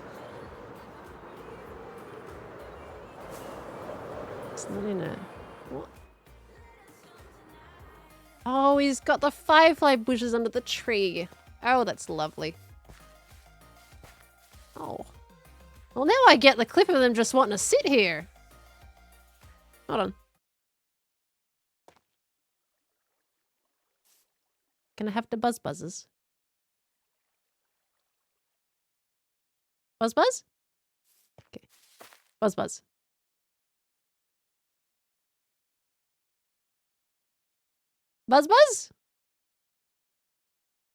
I'm not close enough. I can't hear them. Buzz.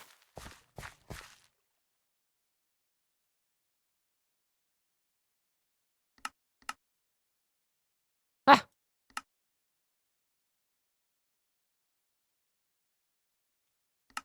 Buzz? I could hear them just fine yesterday when I was with Ren. Hello? Only buzz at night? They're flying around though. Okay. Dang it. Okay, I can't hear them. Alright, where is he? I was hoping to hear the fireflies. They're so lovely. I heard it yesterday with Ren. It's so nice. Where is he? Gran? Hello? Maybe he's not here. Might be off somewhere. I do need to poke him eventually though. He's got something of mine. Did I just hear a mob?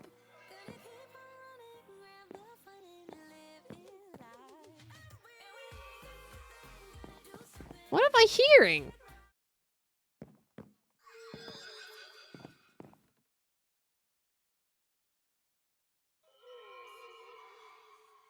did allays sound like haunted ghosts? Allays don't sound like that. Why does it sound like it's in pain? Krian, what are you doing to the allay?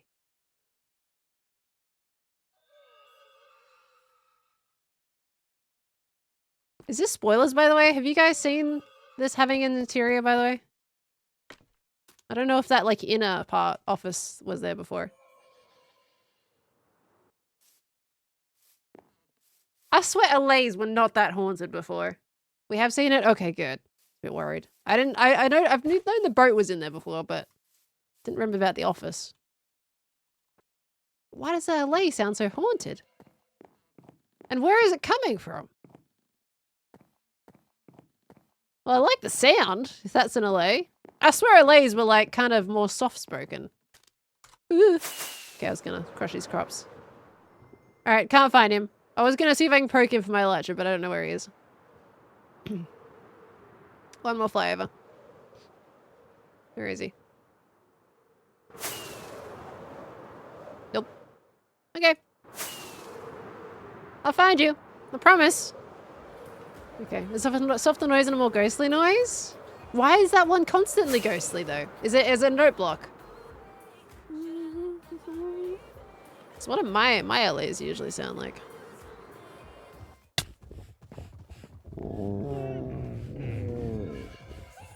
Oh no, they do sound pretty spooky, don't they? Yeah, okay, fair enough. Oh, that's so noisy.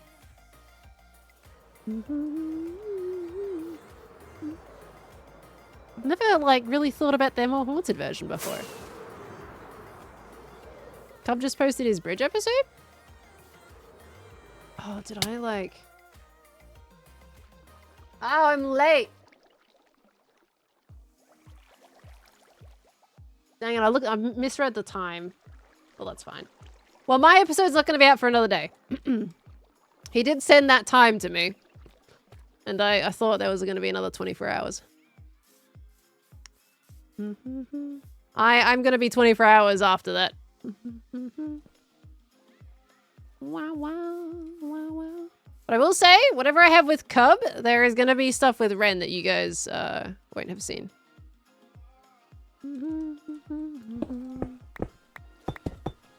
But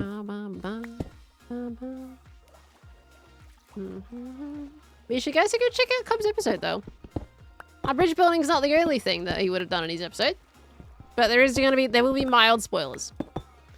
You'll be aware of that as well. I was silly. I didn't look at the timestamp properly. I saw Friday and I was like, okay, that's fine. Completely forgetting that I transitioned to Friday while I'm streaming. Oh, what a nugget. Dang it. Okay, that's fine. You guys time your episode uploads together? It's usually only if you have a collab with somebody. And if you just happen to be uploading around about the same time anyway. A lot of us don't really care too much. Like, if you collab with someone, it goes out whenever it goes out. But because Cub and I were going to be uploading close together anyway, we were going to try and put them out on the same day. Just because we did that thing together. I was like, yeah, we might as well time it a bit more. But I got the time wrong.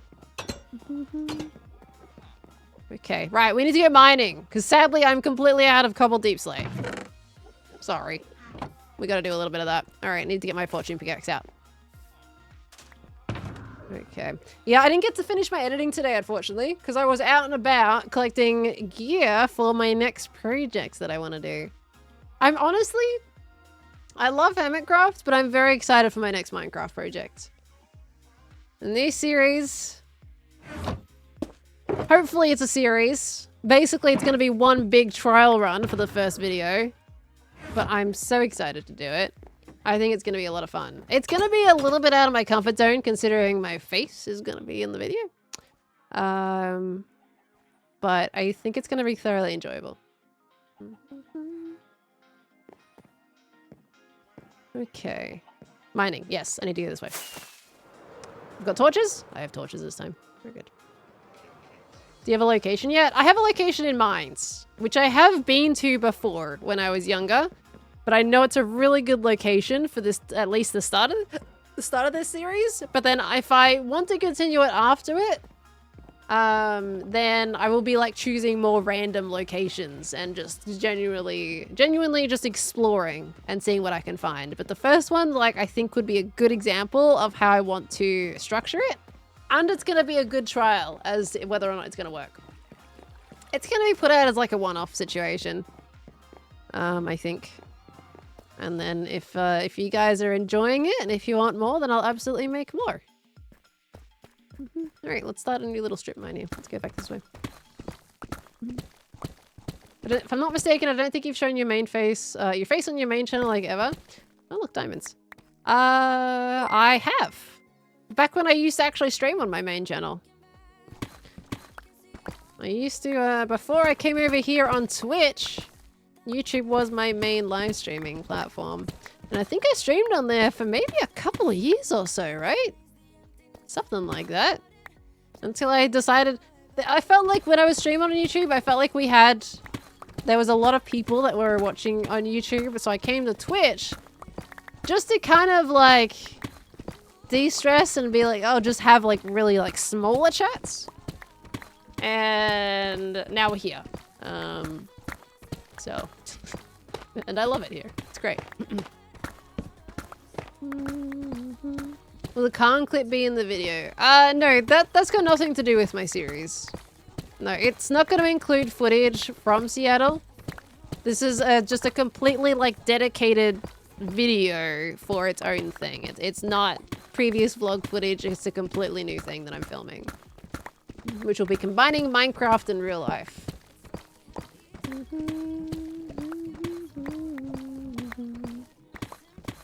And I heard that, by the way. There was a sound that just went off. What happened? Oh, Sean! Thank you so much for the $25 tip, lovely. This for helping me fix a bug coding today. Really excited for the new series. How did I help you fix a bug? Sean, I need context. How did I help? What did I do? Thank you so much for the $25 tip, though, lovely. Thank you so much. I do appreciate that. I hope everything's treating you well today. It did seem like you guys seem to be quite enthusiastic about it, so hopefully it comes out as you would expect. I don't know how this video is going to turn out yet. I could film it, hate it, and just scrap it, and it'll never see the light of day. Hopefully not, because I've invested in a camera. But, you know, gotta give it a go. Trevor, thank you for the 37 months. Thank you so much, lovely. Welcome back in. Helped by distracting me and I got the solution. Ah, the classic walk away from it and come back type situation. Kind of. Even though I distracted you. Jamie, looking forward to this series so much. You grew up in Australia. Hey! Oh, that's awesome. I think people don't see enough of Australia. And I think utilizing Australia as an inspiration for me to get back into my building journey again, I think is going to be a fun way to do it. And I want to use, when I travel though, I want to continue it in that way. So like, for example, let's take Sweden, because Sweden was beautiful. I very thoroughly enjoyed going to Sweden. And the buildings are gorgeous. Let's just say I was doing this series before I went to Sweden. I definitely would have videoed Sweden and certain places in Sweden, because that's a really cool area to take inspiration from. Lots of beautifully built and traditionally made buildings over there. Same with England. They're very gorgeous cities. Less so are the bland, blocky glass structures and more keeping past architectural styles alive, and I love it. We're in Sweden. Where are you? Stockholm.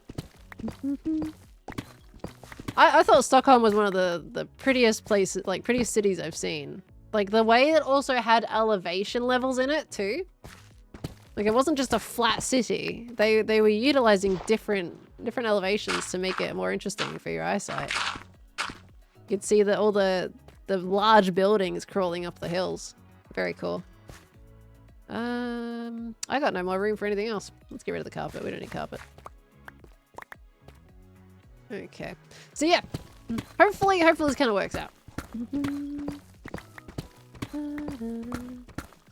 There's a PokeTuber who would go on walks and make fake mons based on what he saw. This idea reminds me of that. Oh, that's pretty cool. Yeah, I mean, I can definitely see that it's like, it sounds pretty similar, doesn't it? In fact, it is pretty much almost the same kind of idea. Like, you walk around real life and you take inspiration from real life and make something new. Or in my case, I think I'm tempted to like figure out, I guess I'll probably find out on the fly, but I might be either trying to replicate it or just purely taking inspiration, making something close to the thing. I haven't fully decided yet, and I think I'm gonna find out as I'm filming what I decide to go with. I don't need grass. I'll get more grass later. I've got so much in my chest. I'm literally burning it all the time. Live in Louisiana. Our tallest building is 697 feet or 212.4 meters. Pathetic. Went to the top of the Sears Tower in Chicago this weekend and the view was amazing. We got one of our tallest towers in Melbourne is the Rialto Tower. And I think there's another one that's technically taller. And my brain is blanked on Eureka Tower, I think, is our two different towers. They're both pretty much right next to each other. And to be honest, like in Seattle, I went up the, what is it called? Is it called the Needle? I can't think it's called the Needle. What is it called again? I went up to the one in Seattle. The Space Needle is called the Needle. I went up to that one in Seattle and the view was like quite impressive, but I found Seattle wasn't a particularly interesting city to look at. I'm sorry for those living in Seattle. Like, it kind of felt similar to my view in Melbourne when I was up one of our towers in either the Eureka or the Rialto. But, to be fair, I also didn't get to see much of Seattle in general. Like, we were mostly in Redmond, and when we were in Seattle, we went up the Space Needle, and I saw the Mopop Museum, which was fantastic, by the way. I thoroughly enjoyed the Mopop Museum. I'm using the wrong pickaxe. Yeah, I thoroughly enjoyed the Mopop Museum, and the Space Needle was pretty cool, but I felt like it wasn't like mind-blowing to me because I've technically seen a view like that before. Rialto and Eureka Towers are the tallest in Melbourne. Eureka is the tallest. I think Eureka is the tallest, but I feel like Rialto is more interesting, and I can't remember why. I've been up there a couple times. Once on a school trip, and then another time, I think, taking a friend up there.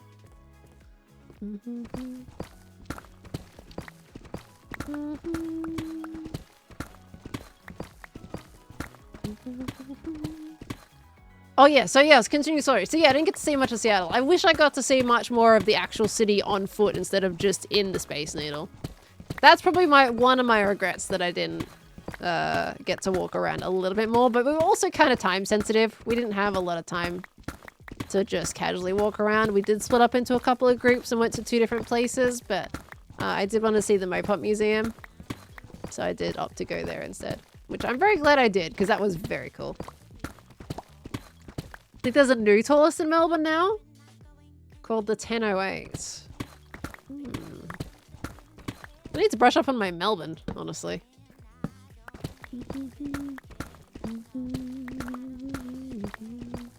Your favorite city you've been to is Cardiff. So many interesting buildings. What kind of architecture would you describe Cardiff as having, out of curiosity?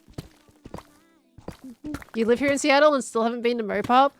It's good. If you like movies, go see it. I mean, it's a little expensive. I'm gonna say that. Seattle in general was expensive. I really wanted to see there's a glass blowing museum right next to Mopop. It's $40 US. Same as going in Mopop and the Space Needle. They were all basically $40 each. And you can buy a combo. We didn't know fully what we were going to commit to though. But they were $40 entry. I really wanted to go see the glass blowing. That was like actually something I was going to go to before Mopop. And we went to go get a ticket and I was like, oh gosh, maybe not. It's like that for me, $40 US is basically around $60 Australian. And I didn't want to pay that much to basically go and walk around and look at glass. Unfortunately, I think it would have been really cool to see. And I'm sure there's some beautiful art pieces in there, but not for that price. Unfortunately. Seattle is extremely expensive. I'm gonna say it out there. You fairly recently moved to Melbourne. Favorite city in Oz by far. Okay, I have to ask though, by default law, how many cities have you been to in Australia? So you say favorite city by far, so I kind of have to ask who you're comparing Melbourne to.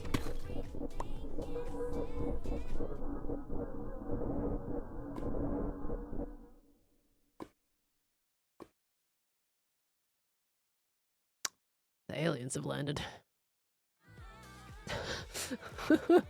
Someone call a UFO? I think I just landed and dropped a cow behind. Creepy cave noises. That's actually the creepiest cave noise I've heard so far. Well done, Mojang. Didn't expect that to happen. Okay, did I miss the answer for that? Sydney, Perth, Darwin, Adelaide. Oh, so you've been to a lot. All right. I'll take it. I mean, as a Melbourne, like I wouldn't call myself quote unquote a local because I don't live in Melbourne. But as a state's local, and as Melbourne as my home city, I don't find it that interesting compared to the others. But we're probably like, a lot of our stuff is really convenient in location though. What do I want to get rid of? Let's get rid of some stone here. All right, I'll get this last stack and then we'll head home. But I am kind of like getting addicted to finding these diamonds. We're on a really good like little tunnel streak right now.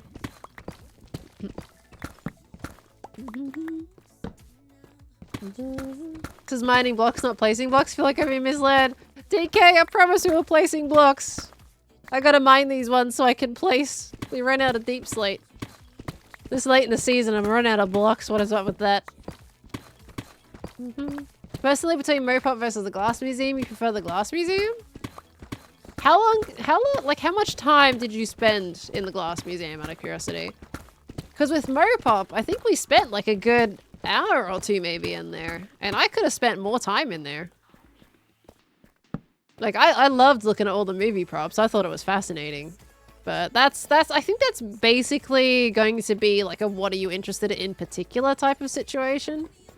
I think I would have been interested in the Glass Museum, but I do also find movie props seriously cool. It was another really cool thing when we went to Sweden and we got to see the Minecraft movie props. Like, seeing things that people have used on screen in the big cinema, I just find that awesome.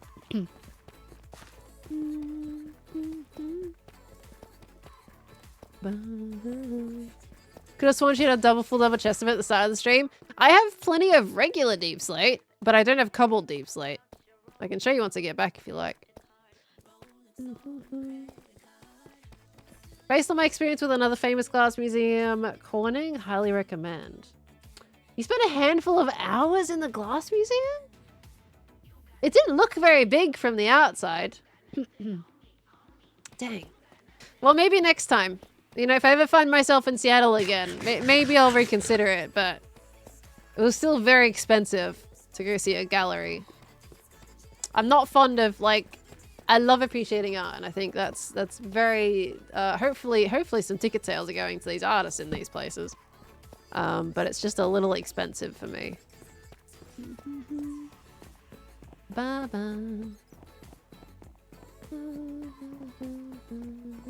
Have I heard of Robin Hood? I don't think I have heard of Robin Hood, you know? Probably a vigilante, you know, keep themselves under wraps. You know, I don't know. Who's this Robin Hood guy? Conning Museum did spread some false info about a Roman glass making tradition. Oh, well, that's a little bit awkward. Oops. The tour of the Weta Workshop? Oh, nice. Yeah, because they're the people who made the stuff for the Minecraft movie. Made all the sets. Very cool.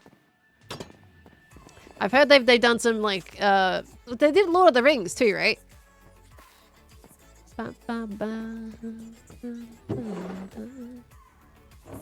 Okay. All right, we got a blocks. Okay, see, here's my cobble deep slate.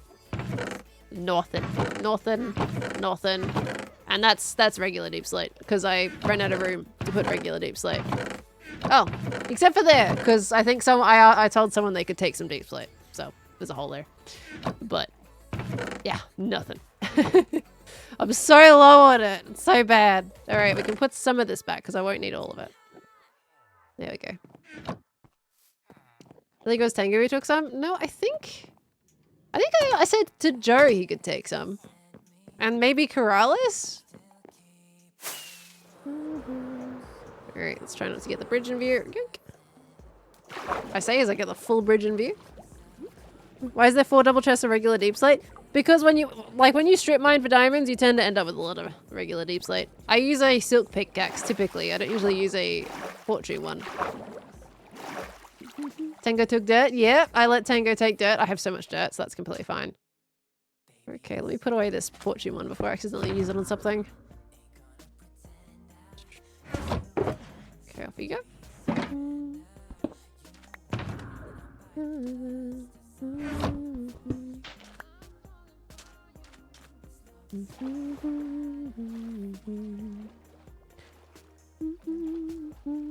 Lord of the Rings and Meet the Feebles. I don't think I've seen Meet the Feebles. Honestly. Maybe I'll maybe I will be reminded if I looked up the plotline for it, but I don't think I recognize that movie title. How are we doing on time today, by the way? Oh, honestly doing alright. Not too bad.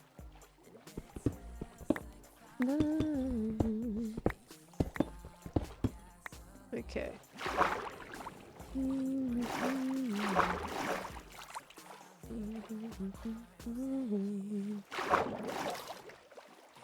Alright, rockin' and rollin'. Now, episode plans for Hermitcraft wise, by the way. I'm deciding, I feel like I need to... I know I've got my Larry game to make. But... I think Larry might be pushed back a couple of episodes, potentially. Because we got Metro Mayhem to build. And that very much needs to be built at this point. I actually might go check and see what the update progress is on that. Because I know some people have been working. But I want to go do my bit to make sure we're all done on that for Impulse. So there may be a slight delay with the Larry game, just to make sure we get our bit done. But I'm going to have to spend a bit of time designing that as well. Might take me a little bit longer. We help design it on stream. For that, I don't think I will do it on stream. I think I want to make sure like I'm just kind of watch a movie and design while I'm watching something kind of mindset. Whenever it comes to building something like that, I don't tend to stream it. Because my brain gets a little bit too flustered and I tend to rush myself when I'm streaming. With terrain, I'm just on autopilot. It doesn't really matter too much. But with things like structures and stuff like that, I feel like I need to go quick because there's a lot of people watching. When I'm by myself, you know, I'm going to stop and stare at something for ages until I figure out how I want to make changes, you know? I stress myself out streaming doing that. Okay, you and Tango both have a season to do in Metro Mayhem and are designing games instead. The thing is, I ended up with that Larry game because I was looking at the new update items and I just, you know, I don't know. My aesthetic stuff, my aesthetic drive just wasn't happening. So I did Redstone instead. Because that's what you do when you can't build aesthetically. You just build the minigames instead. This is exactly why I want to do this new series. My aesthetic brain is struggling on a concerning level. I just sit there. Like, I feel like I made a cool room with the new blocks, but I felt like it wasn't good enough. And that's when the Whack-a-Larry happened.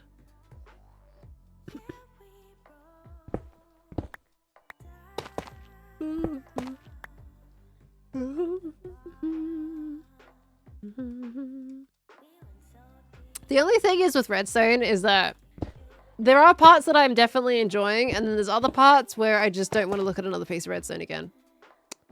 I do not know how people focus their entire channels around doing redstone, and I honestly really admire their patience with it. Because I don't know if I have the patience. I say that after building 2 minigames this season. But after making simply just Whack-A-Larry, and, you know, making an entire system, and then it just having this one little tiny issue that was really weird. Simply because the chicken floated down too softly. I had to take a step away break, realizing that I basically had to redo all my redstone again. I don't know how they do it. Thank you for coming in, T-Sax. I appreciate it, lovely. Go get some good rest. Go look at Beatos for the aesthetics, not at his builds, at his mossy self. I don't know if that's going to be particularly inspiring. I think his eyeballs are a little bit more intimidating than motivating. Have I seen Green's waterfall? I have. I was in his episode where he showed everybody. He showed it to me live on stream. Everybody was concerned about spoilers and that I'd shown it on stream, but he knew I was live.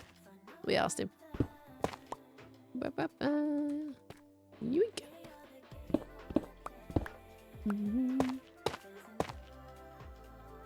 Okay.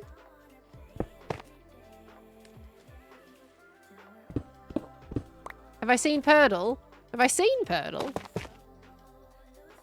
No, I've only seen Deduction. Only Deduction here. Okay.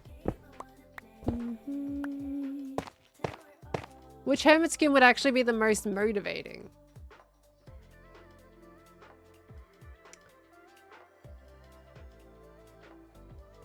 Scar. But I don't say that based on his skin. I say that because he pumps out this beautiful looking stuff. Just like that. I mean, I know he also comes into struggles like we all do when it comes to mocking out builds, but when he builds, he goes. I think for me, it's, yeah, the way Scar builds, I think it's gotta be probably the most inspiring at this point in time. He just goes and he rocks it.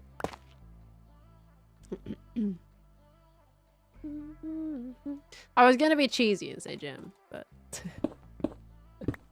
from a typical building standpoint.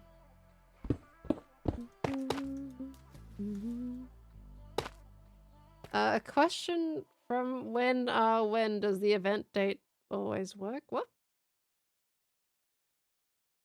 What do you mean, sorry? I'm not sure what you mean, lovely.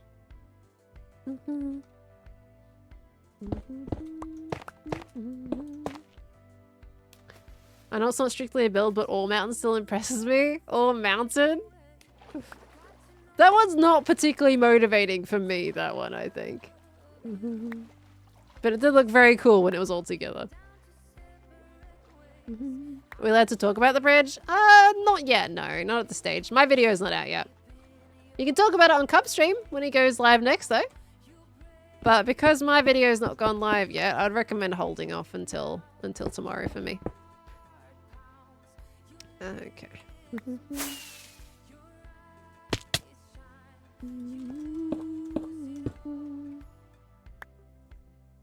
What's your favorite block in Minecraft? The Pearlescent Froglow block. Definitely not biased or anything like that. At all. It used to be like, oh, I guess the Pearlescent Froglow block. But no, there's no I guess anymore. It is 100, it just has to be the Pleasant Froglow block, and there is a completely valid reason why that is. We talk about the shopping district portal? Do you want to trigger me? It's happening. You know what you're doing with that. Are we in a therapy session? That's what it is. That's why you asked if I want to talk about the portal.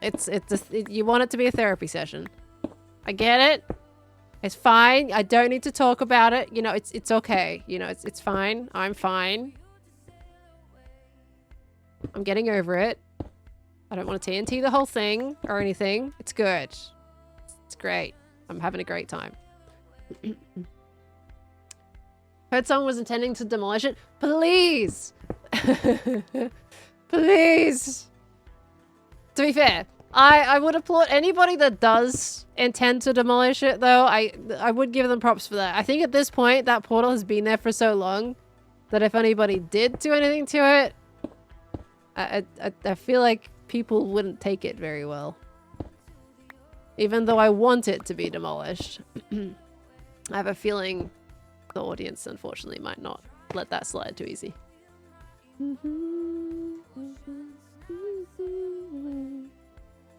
Plus, a frog-light block makes the other two look like glowstone. Oh, thank you. I couldn't agree more.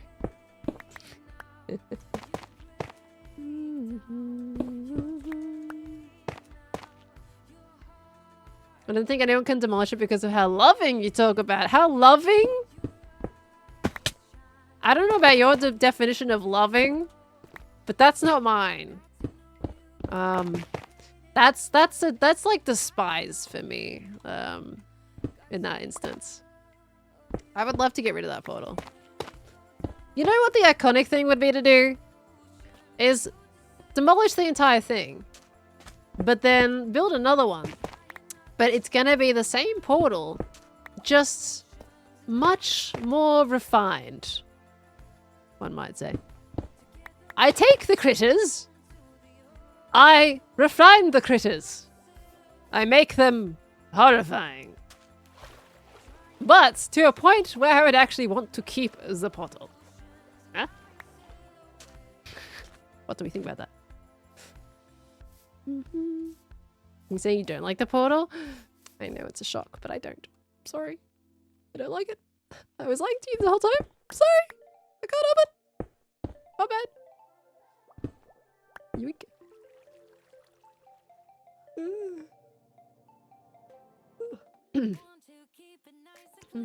Poseidon, like, please just do it. I will place the tainted for them. But to be honest, I am low-key a little bit tempted to make another edition of that portal, but just make it actually decent looking. But in a fun and creative way. But whether I have the energy to do that or not is another question entirely. Okay. Alright. This is getting there. Just a little bit of andesite and then we think we're good to go. And then maybe we get a little bit of desert in there. You know what? There was barely any texture on this cliff face when we started stream today. Look how much we've done. I'm so proud of us today. We're being productive. Oh. I know there's no greenery. I'll add some greenery, but we're pretty productive. We've certainly had some topics today. And surprisingly, we've got an entire stream with not a single interruption. Thursdays are just the day. They're the chill days.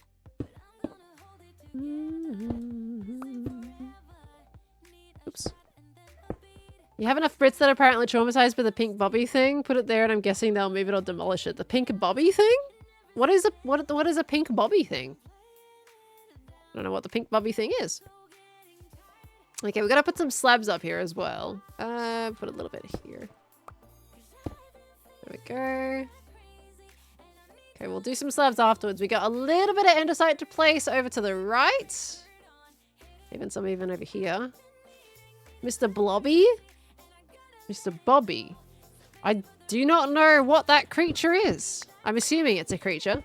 Oh, the pink thing on Pulse's base. Oh, that thing. Okay. Now I know what you're talking about. Makes sense. I mean, doesn't one of the critters already in the portal kind of look like Mr. Blobby? I feel like we've already got that covered. Well, the British people, it's... Why? Why are they terrified of him? What did he do? The poor guy? He's just existing. He's being Mr. Blobby.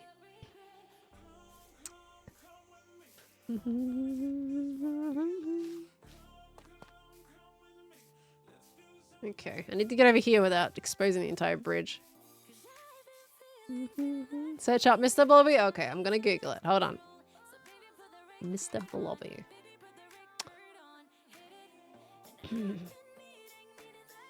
You know what? I get it. I get it. Yep, I don't blame him. All right, yep, I do not blame the one bit. That is horrifying. No, thank you. I'm good. Alrighty, yep, you know what? If I did add that to a portal, that might just throw it over the edge. Maybe that's a good idea. Thank you for the inspiration. That is terrifying. Who came up with that and was like, yep, kids are gonna love this cartoon. It's gonna be great. They're not gonna be traumatized for life. Dear gosh. Who did that and decided that was a good idea?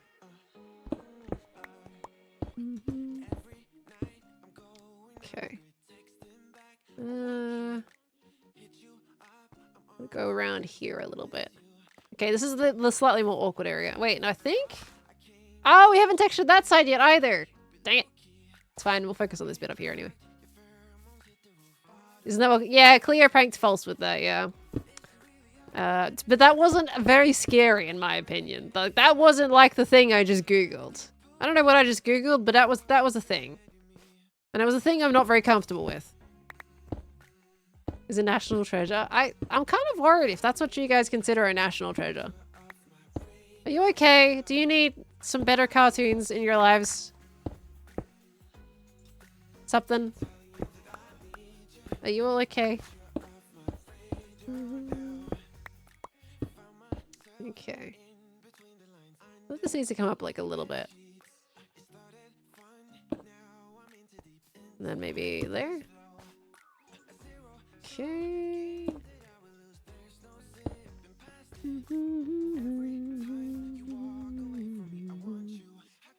Where am I? You know what? Twitch, can we stop removing my moderation buttons? Please, Twitch. For the love of everything. If I pop out chat in my dashboard, I can't see my moderation buttons. Ay, ay, ay. We got my own channel. Hopefully I don't get double pearl. No, we're fine. Why do I still have not moderation buttons? Twitch! What are you doing? What are my mod buttons? What the heck? Twitch, I love you, but come on. Where are my moderation buttons? Where's my delete a message button? What on earth? Do I need to give myself mod at this point? Why can't I do anything here? What? Okay, now I'm genuinely confused about that. Alright, you know what? That's fine.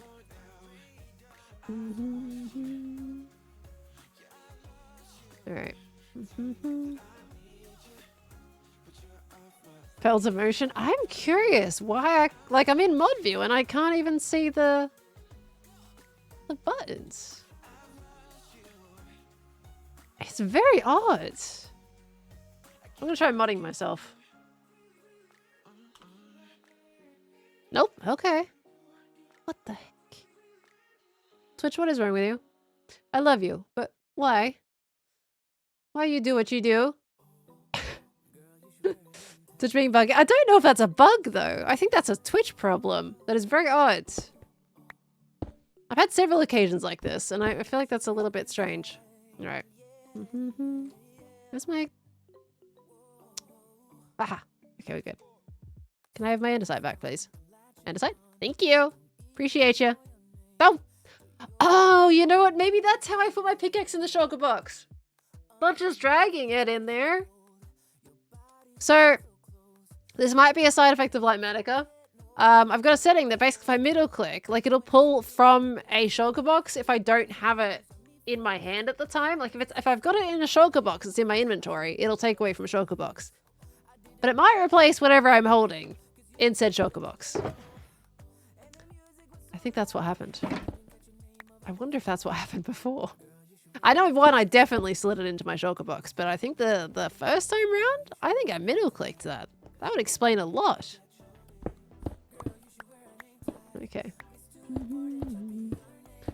OBS doesn't natively show... I don't use OBS to look at chat, Niagi. I use my Twitch dashboard. Which I also then looked at literally the mod view, which is supposed to be for moderating. And it's also not there. I don't like using OBS built in for chat and activity feed. Not a fan. No clue that that's weird? Yeah. I don't know. It does that to me every now and again. Deletes my ability to do things. But I've never seen it completely wipe out before. I can at least get around it by going to the direct browser. Very strange. Both. I see dinosaurs. Tried both. 5 years on Twitch now, and this one's a new one. Every now and again, I'll get it where I don't have mod tools, but this is a new one.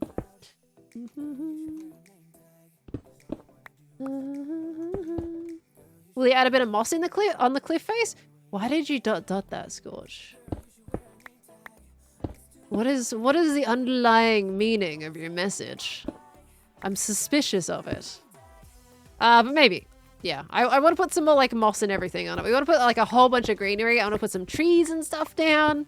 But that's a much later date thing. And when it comes to placing like greenery inside, embedded within, like if I was doing the mossy cobble or whatnot, I would kind of place it based on where trees or shrubbery would exist. So I would end up placing that after I end up doing all the greenery. But that's not going to be today, so we won't have any green today. Sometimes I place it like on the go, but in this situation, I think it'll make sense if I do that afterwards. Okay. Ando, thank you for the 46 months. Welcome back in, lovely. Hello, hello. 4 years. Oh my gosh. Close to 4 years, huh? That's bonkers. I mean, I had my 5th year anniversary on Twitch pretty recently. And even thinking about that, I think that's pretty cool. I like being on Twitch. But I do need to, I feel like I want to find more things that are enjoyable for you guys to watch, right? I feel like I've been doing the same thing recently, with the exception to Fridays. Fridays are very much variety in all sense of the word. But I want to innovate on Minecraft more. I think like I really want to push to create something different, which is easy, like quote unquote easy. It's something I've already got in plans for the channel, at least at the moment, but in terms of the Twitch side of things, that's a different can of worms. All right, how are we doing on the texturing there? Yeah, it's looking all right. We still need to fix this bit over here.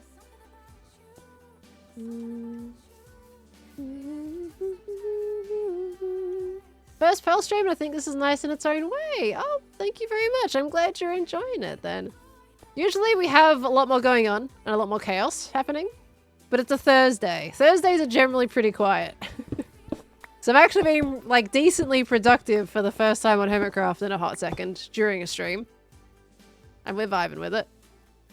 We also do like the distractions though when they happen. I do like those distractions, but today is a very productive and just kind of chill vibes day. Nothing crazy. Energy is chill. Stat Mantle, thank you for the 9 months. Welcome back in, lovely. Thank you so much. Okay. And then we do a little bit of this. Okay, get our cobble yet. Actually, I might put that cobbly here. There we go. A little bit of cobbly there. A little bit of cobbly here. Andesite. A little bit of andesite here. Okay. That works out. Alrighty. You know, not bad. Look how much we've done. Oh, it's looking so much better. It actually looks more polished now. Gonna love all the progress you've made today. We've just been going. And you know what? We're like 2 minutes off ending stream at a normal time. Look at that. Not bad. Your cat has come to say hello. Hello! I love cats. Cats are great. My Nuggy is my snuggly little boy. I love him so much. Nuggy snuggies. Got a copy of Aragon from a book fair because I thought the name is so familiar that I remembered it's familiar because you mentioned the book before. Yeah, I was reading a illustrated edition of Aragon not too long ago. Of course, I've read the original book before to begin with. But then I bought an illustrated copy like a couple months back or so. And I was reading that. I gotta get back to that again. I got distracted. Okay, what have we got a hole there in terrain? Alright. Maybe that. Okay, did I see another area that I needed to go to? No, we're pretty good now on that. I do need to turn that into sand, I feel like. But we're not going to have any time today. So how about we kind of like polish this up with a bit of slabbage. Let's do it. A little bit of slab action. Okay, so I'm going to go on F5 again. This is just the easiest way for me to have a look at like how I want to add a variant here. Okay. Maybe come up here a little bit. Do I have cobblestone slabs on me? No, but I do have tough slabs. I will need those. Okay. I'll look those up. I'm gonna have to get some cobbly slabs, but I'm pretty sure I'm actually running further low on cobblestone as well. Sadly. Can I have that back? Stop putting that in there. Oh my gosh. All right. No wonder I'm gonna lose my pickaxe. Okay. What am I streaming tomorrow? Most likely Repo tomorrow.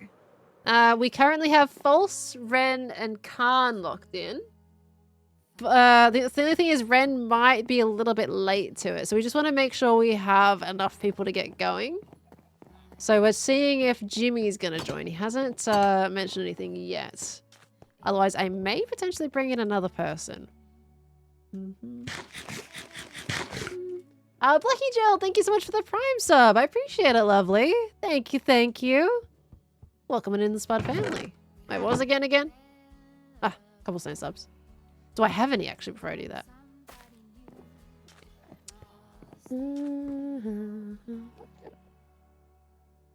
Going beginning with G? I don't really have, like, I actually have Cam in mind at the moment. I think Cam mentioned expressing an interest with Repo. Kababo, thank you for the 33 months. Welcome back in as well. Thank you, thank you.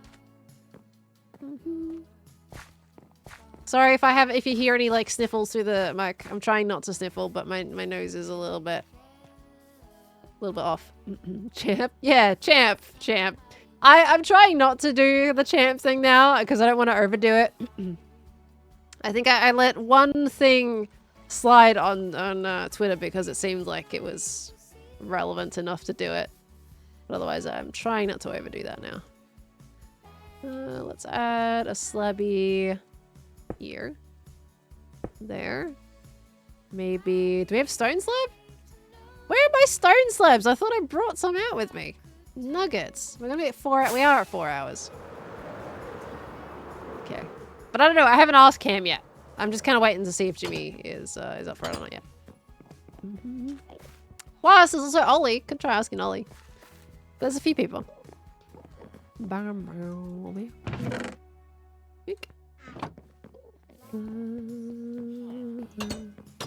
main thing I'm thinking about is time zones here.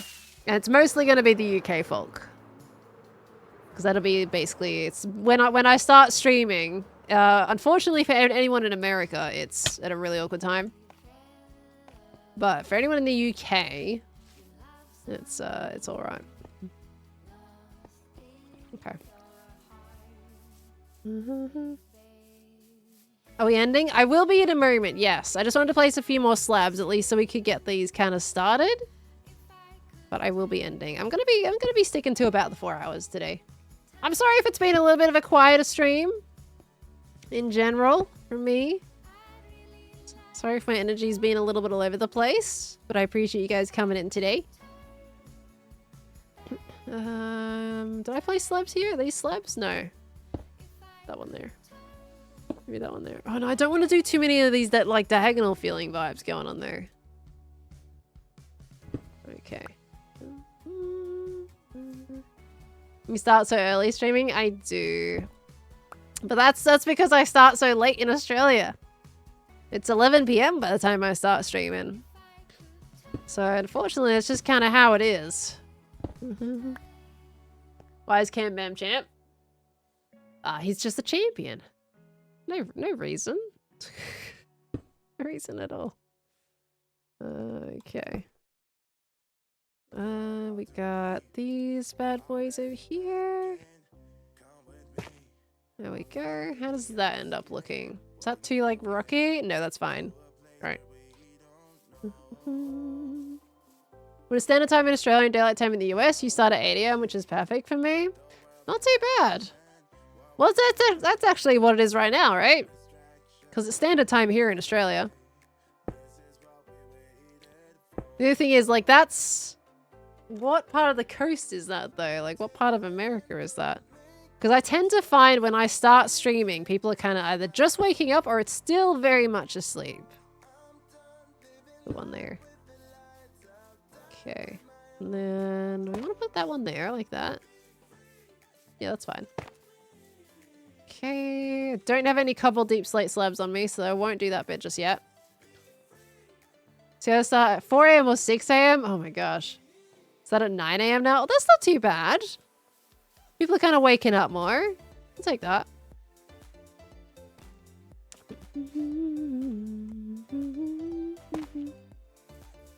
Okay, that one.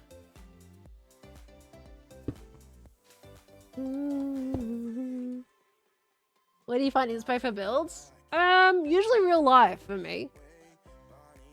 I love to look up traditional buildings from all around the world. As of recent, like, I find concept art is actually fantastic. Like, if it's a really odd genre, like, for example, I'm doing solar punk. There's not a lot out there, especially in a real life setting. So concept art is a big help. I also found inspiration from an ad, which was a yogurt ad, coincidentally enough, but it was really beautifully animated and really gave it like a good look into me being solar punk. But a lot of the time, like, it'll be real life mixed with a little bit of concept art and straight up just my brain. Sometimes I don't look at any kind of inspiration at all. I kind of just go with whatever's already in my head and see what comes out of it. Things like this terrain, I just do. I don't have any particular inspiration point for this terrain. I'm just building and hoping for the best. Okay, these slabs are working really well. All right. With that, I think with the nighttime, guys, I'll show you one more time what we've gotten up to today without the bridge in view. But we've done all of this texturing on the cliff face. We made so much progress. I'm going to have to go around with all the slabs and decorate that and everything. I've still got to do everything on the other side of the bridge over here. None of that's been done yet. But we've made some really big headway on this side, which I'm very pleased with. Now we kind of need to do all the dirt pathways. We're going to do the sand down the bottom. There's a little bit to fix. We're going to do some trees and bushes and all that kind of stuff. But we made some good progress. I'm very pleased with that. Solid stuff today, everyone. So thank you so much, everybody, for coming in. How bad is my sleep schedule since you'd have to be on Hermitcraft to match the other hermits? Pretty bad, usually. It's a bit all over the place. Tons of very good progress. I'm happy with that today. I think I needed to make progress. It's been a lot of kind of not making progress. That it was just time. Still no chicken. Man, it's gonna be rough to get a second chicken out here. Alright. I wonder what happens, actually. I'm curious. What happens if I breed 2 of those? I'll do that in a video, actually. I don't want to do that on stream. I want to experiment with that in a video. I'm pretty sure it's probably just going to poop out a regular chicken, though. Okay. Don't tell me in chat. I want to find that out in a video. Okay, that in there. Alright. Let me make sure if I need to catch up on any notifications here. Let me just double check that I do okay. Kate, thank you for the 65 bees earlier, lovely. Hope you're doing well. Let me see. I'm just seeing if there's anybody I miss. Ender King, thank you for the 5 months. Welcome back in. Tearluth with the 9 months and Miss Sani, thank you for the 11 months as well with Tearluth with the 9. Thank you so much. Margarita with the 100 biddies. It's turn-based RPG set up in a kind of dystopian and French-inspired world where expeditions are sent to investigate why people last a certain amount of years. That was the game. I remember you were talking about a game earlier, Margarito. I'm not sure what to take of that plot line, to be honest. Not really sure. Just sent to investigate why people last a certain amount of years. It does sound intriguing, but I have no idea what's going on based off that. But it does sound intriguing. Thank you so much. And with that, I think I've probably made sure to read everybody out. Actually, did we? Yes, I'm all good. Okay, I think we're good. Please do let me know if I have missed anybody today, but I think I did end up catching up. So with that said, everyone, thank you so much for coming into the stream today. It was lovely to have you here. It was a bit of a chatty one. We had all kinds of different topics going on. Is this a VOD that you guys would like on the second channel? This is a bit of a mixture of things. Highly recommend The Wild Robot, Solarpunk and Good Story. I did actually see that on the plane. I think that was on the way to London. I forget. Second channel? Technically my third channel, right? Technically my third channel. On Moonies, of course. Celtic, thank you for the 10 biddies. Link to Larry's songs in Showcase Discord tab. If you want the raw sound files, I can send you them. If not, no worries. No worries, Celtic. I'll have a little bit of a mull. Thank you so much, lovely. Okay. Alrighty. I'll have VOD. Okay. Alright. Alright, well, thank you everybody so much for coming in today. I hope you have a beautiful rest of your day. I appreciate you all popping by. If you've come in today for the first time, it's been lovely to have you. I'm going to be live again tomorrow at 11 PM Australian Eastern Standard Time. Most likely with Repo, unless something falls through with that. And then you'll just find out. Whatever happens, happens. Okay? If you want more Minecraft, we'll be back on Monday with that one. Most likely. Okay? And Hermitcraft episode is coming up very, very soon. So keep your eye out for that on the main channel. Got some really fun adventures with Ren on there. And a nice collab with Cub as well. So I hope you guys enjoy. Okay? Thank you so much for coming by. I'm going to go to this screen. I'm going to go find somebody to raid. Is anybody live today? Who can we send you guys to? Zuma's live. Zuma's live on Hermitcraft. And Joey's live as well. We got a Joe and Zuma. I don't normally have a Zuma to raid. Trident Arena. Is he doing things with XB? Wait, no, he's not. He's not online. Oh, is he doing things in creative? Oh, he just went live. Okay. I can see his preview screen here. Looks like he's already doing things. Zuma hops into doing things so quickly. He's 3 minutes in. He's already well into the building process. Oh my gosh. Amazing how quick people jump into stuff. All right. I'm going to go send you over to Zuma. So let's do a hashtag potato party for our raid message. And I will see you all tomorrow. Have a wonderful day, everybody. And I'll see you next time. Thanks so much for joining. Bye. Bye.